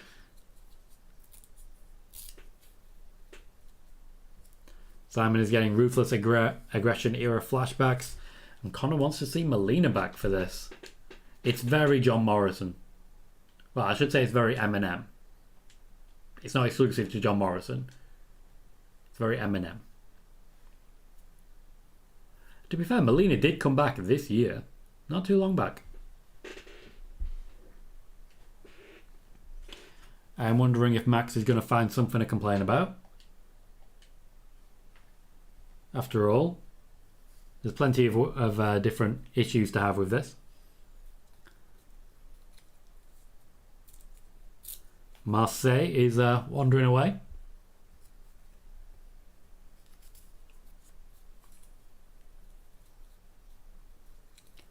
The commentary desk is corpsing. The commentary desk is corpsing. Mansoir!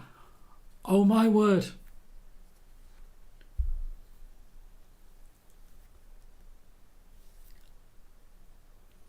If you remove the fanny pack, he looks amazing. He genuinely looks amazing, apart from that bag.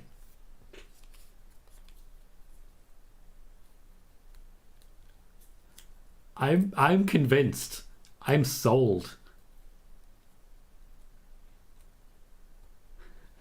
Imagine being told, just go out there and strut. Well, what do I just do it? Joey says, why are the NXT UK titles being featured on NXT? To try and advertise and make people watch NXT UK, because no one else is watching it. Connor says, I do find it funny how they made the name Marseille funny. Me too, me too. Hector says, do you think Gunther would eventually put over Ludwig Kaiser because the story is there for the taking for sure? The story is there, but I don't think it's necessary. Just take him with you. Megan says, I love this. Connor says, this is fucking class. And Megan says, purely for his ability to get through this with a straight face. This is beautiful. The poses as well.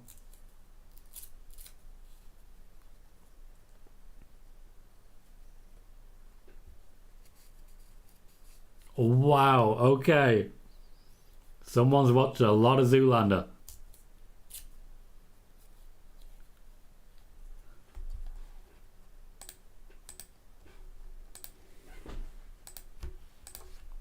Zoolander Part 3 is a masterpiece. Marseille and Mansoir. Again, I don't hate it. I don't hate it.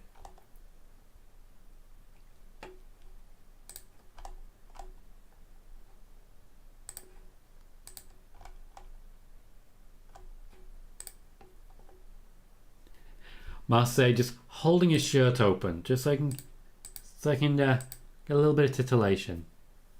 Titillate the juices of your guilty pleasures. I mean, it's a good SmackDown, this. Like, genuinely quite fun, isn't it? Pat McAfee is applauding. Michael Cole is still not recovered. He is still having a little corpse. He can't get his face straight.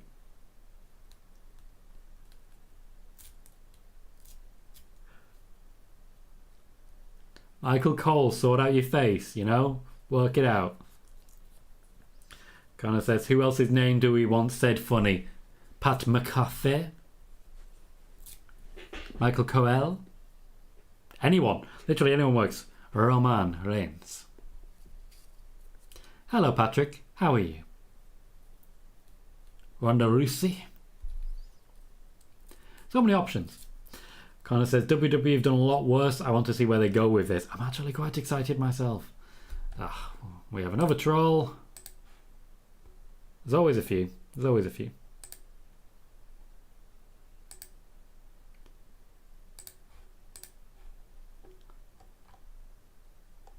Connor says, yeah, I've already read that one. Hector says, Eli Drake, LA Knight, Max Dupree. I don't care what you call him. The man could put over a paper bag if you asked him. He's that good. Well, he just put over two very talented wrestlers in a new and interesting way. Simon thinks Pat McAfee is going to cost Baron Corbin the match. And Joey says, this group feels like it's going to be a jobber group. It might be, but here's the thing. Even as a jobber group, if you have a good mouthpiece, you'll still go far because you'll still connect with the audience.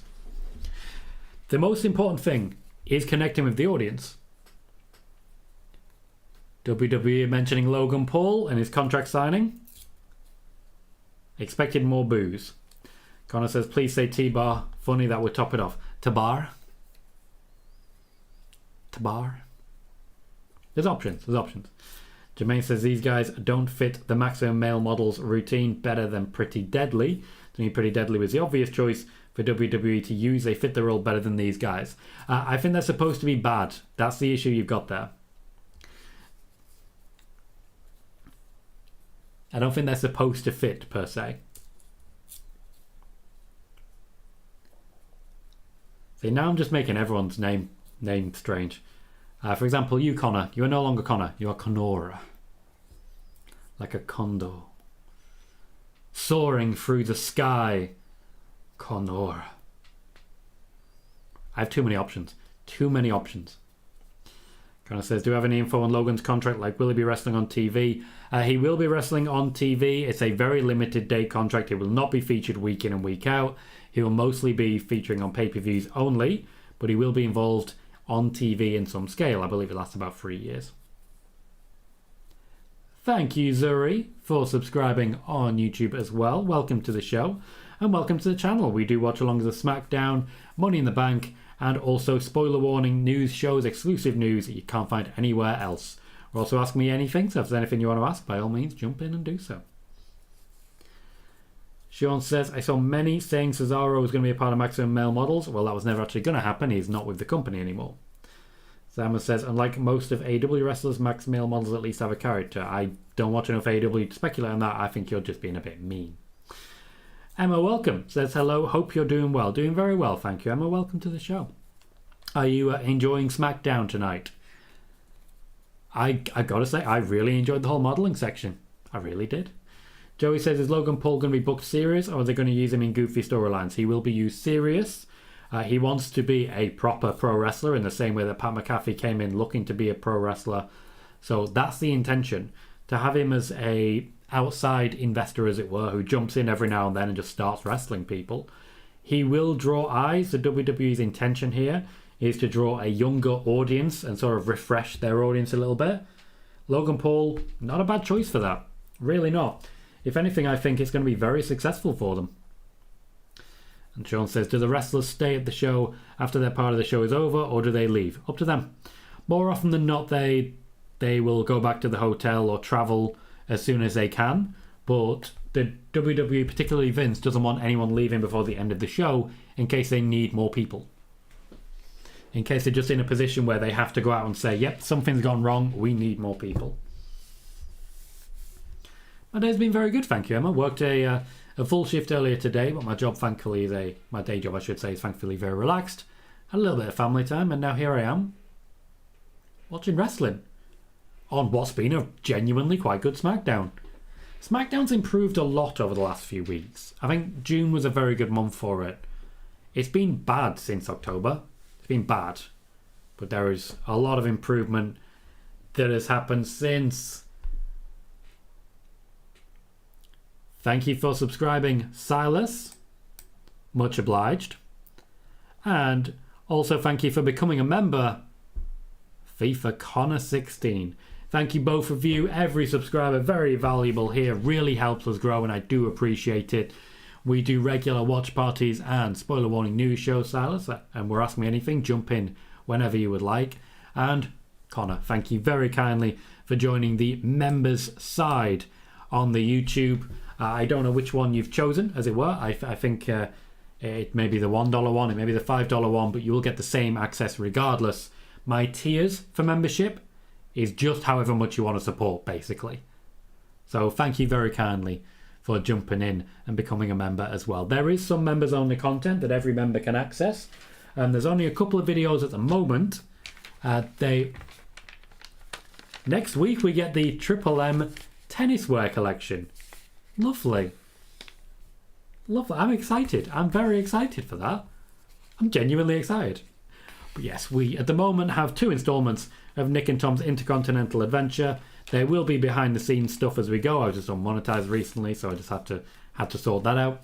And there will be more as we go on. I'm planning to have at least 1 per month installment of Nick and Tom's. That will be on the the member only section of YouTube. No thank you, Emma. I already have a graphic artist and animator. Looks like you guys are fishing more than usual. I already have one. They made the overlays that you're looking at right now, and they're pretty damn good at it. So I'm very happy with the work that I've got. You do have emotes on both sides. You're loaded, Connor. Absolutely loaded. Simon says, I really have a great positive feeling that Sasha is going to come back now. Don't know why. You would always feel that because ultimately you want her to come back, and it's just wishful thinking. Hector says, if you had to guess, Tom, where do you think Logan Paul's contract falls annually, knowing it's essentially part-time? What do you mean falls annually? Do you mean like how many dates? Joey says, is it true that we could get some NXT call-ups soon? Yes, I've been speaking about this for a little while now. There is a number of people that the WWE main roster wants to call up around SummerSlam time. I'm looking at Braun Breaker. I'm looking at Toxic Attraction. There's a number of others as well along the way.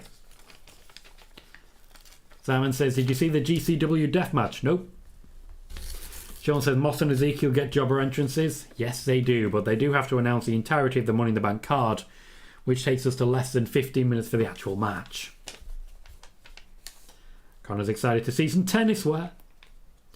Megan says, tennis wear, Wimbledon is happening, so it makes sense. It does. It absolutely does. See, it gives them an opportunity to actually shift merch. If they shift a lot of merch, they'll be seriously pushed. Like that. That's an easy way to say, yeah, but we're over. Just by shifting tennis gear. I don't hate it. Lovely. Lovely German suplex on the Miz. Ezekiel using a good old sunset flip to get there.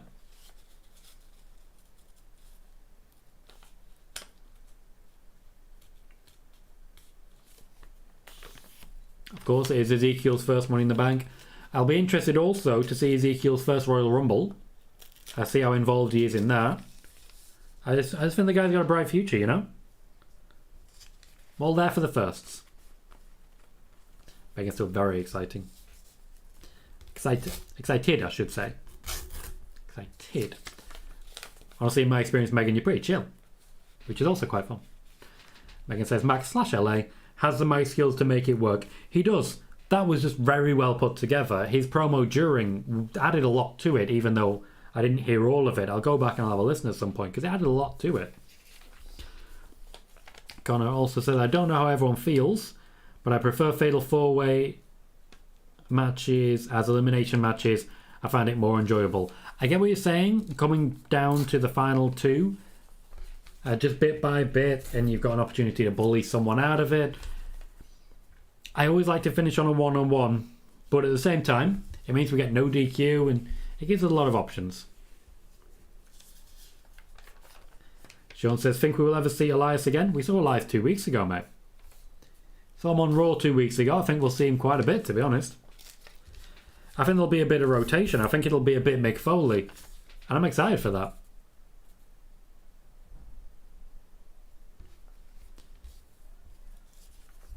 We're seeing a nice high-tempo match here.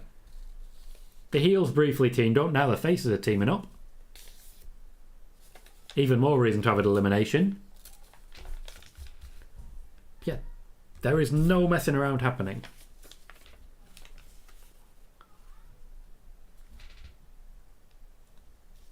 It is all high-tempo fighting. Oh, we going for a table? Ezekiel hit the table, did not go through it. Right in front of Pat McAfee. Baron Corbin sending a message there, loud and clear. Loud and clear. Hector says, Tom, I meant like how Brock makes up to $5 million a year from what I've seen. Just wondering where you think Logan Paul's contract falls money-wise. I don't have the details, just to be clear. But obviously it depends a lot on the dates. My suspicion, and this is speculation on my part, is that it falls in the 1.5 to 2 million per year category.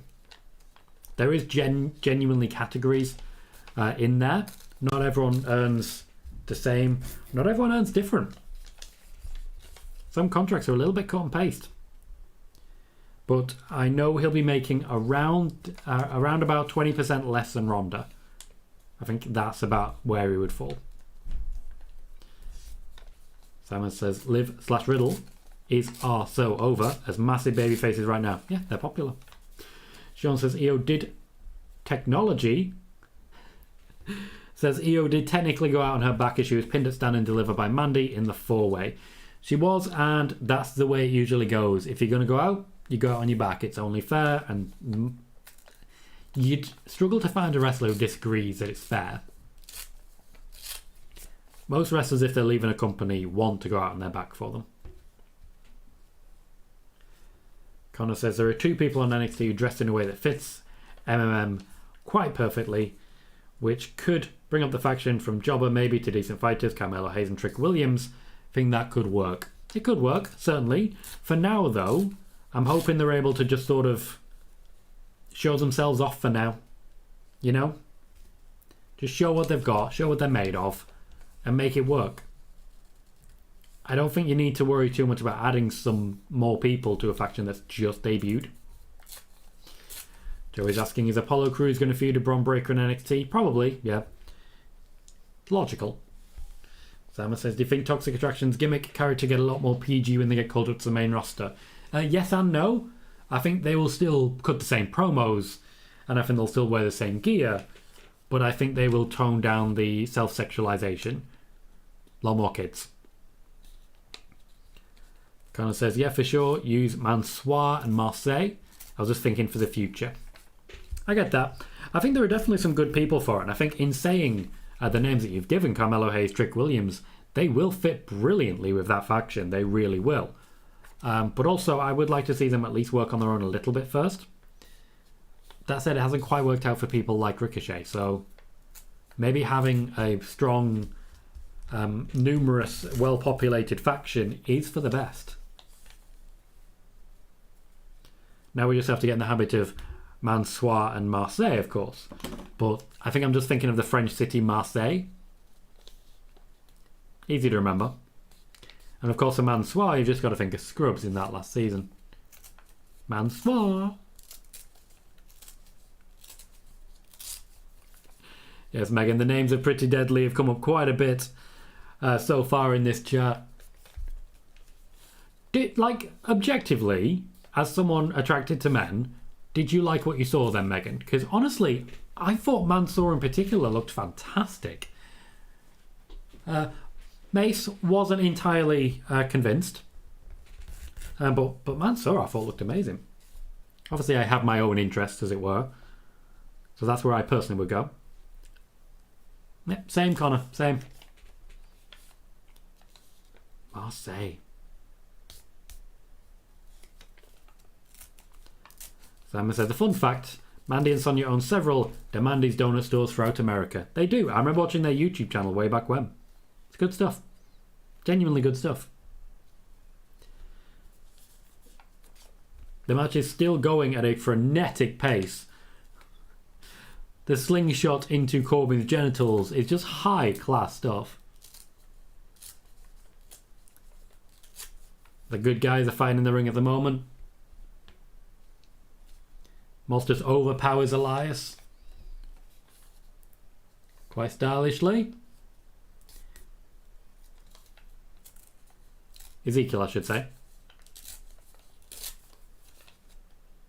Ezekiel's definitely got a bright red back from hitting that table, I'll tell you that.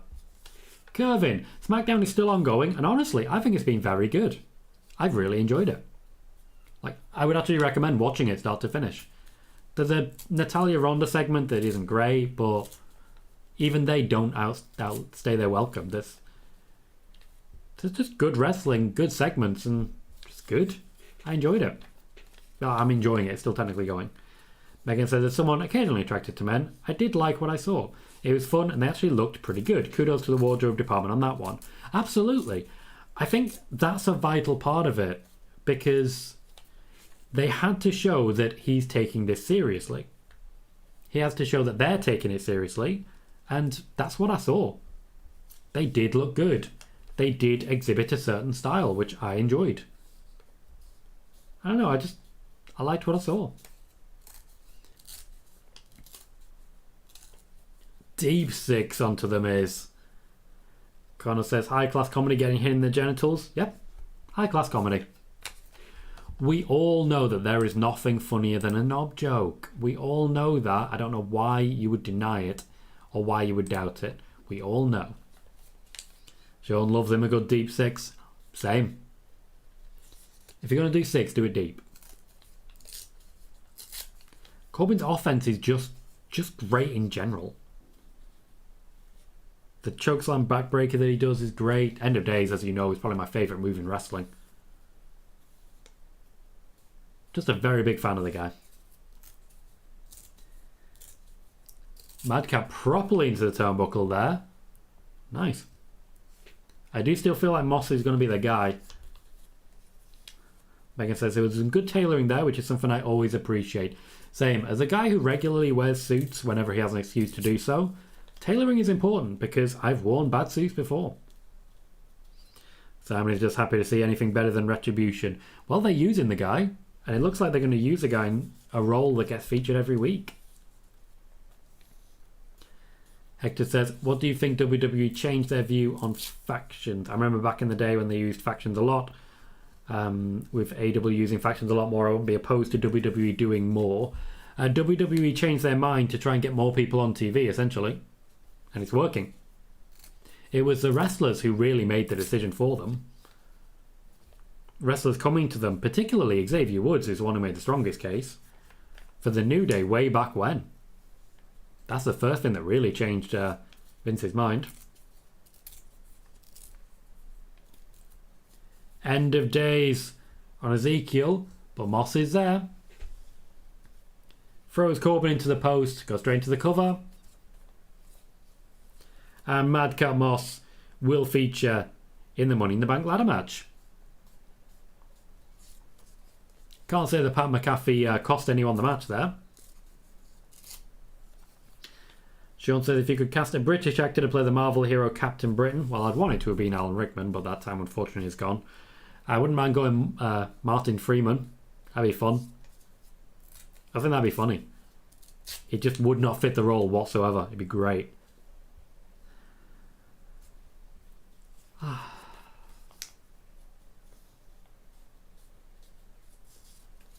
We have some good options for Money in the Bank. We really do.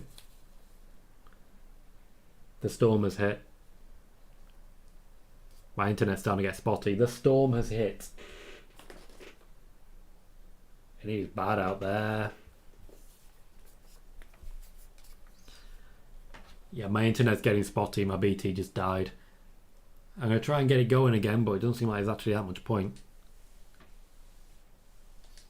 Kevin says, I'm going to be honest, Maximum Male Model's probably going to fail. Well, I'm not going to go in with that particular attitude. I understand why that's your opinion on it. There has been a lot in WWE that's given you that opinion, and I get that. Personally, I think this is a good start, and I'm interested to see where they go with it.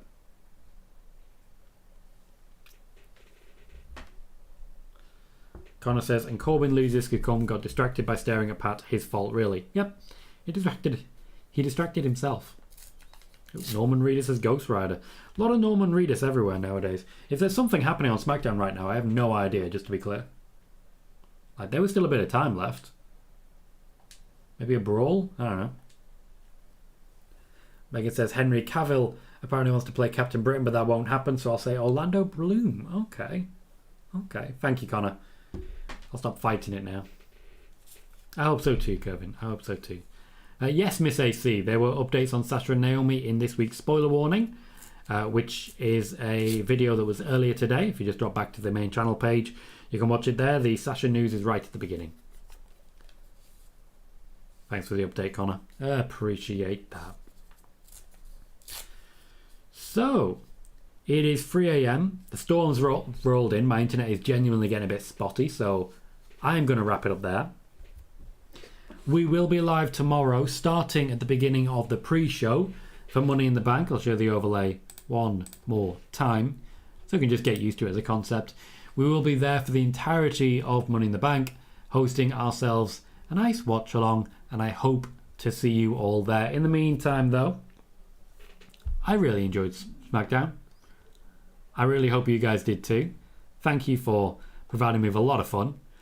I've been Tom Colohue. You've been fantastic, and I'll see you all very soon.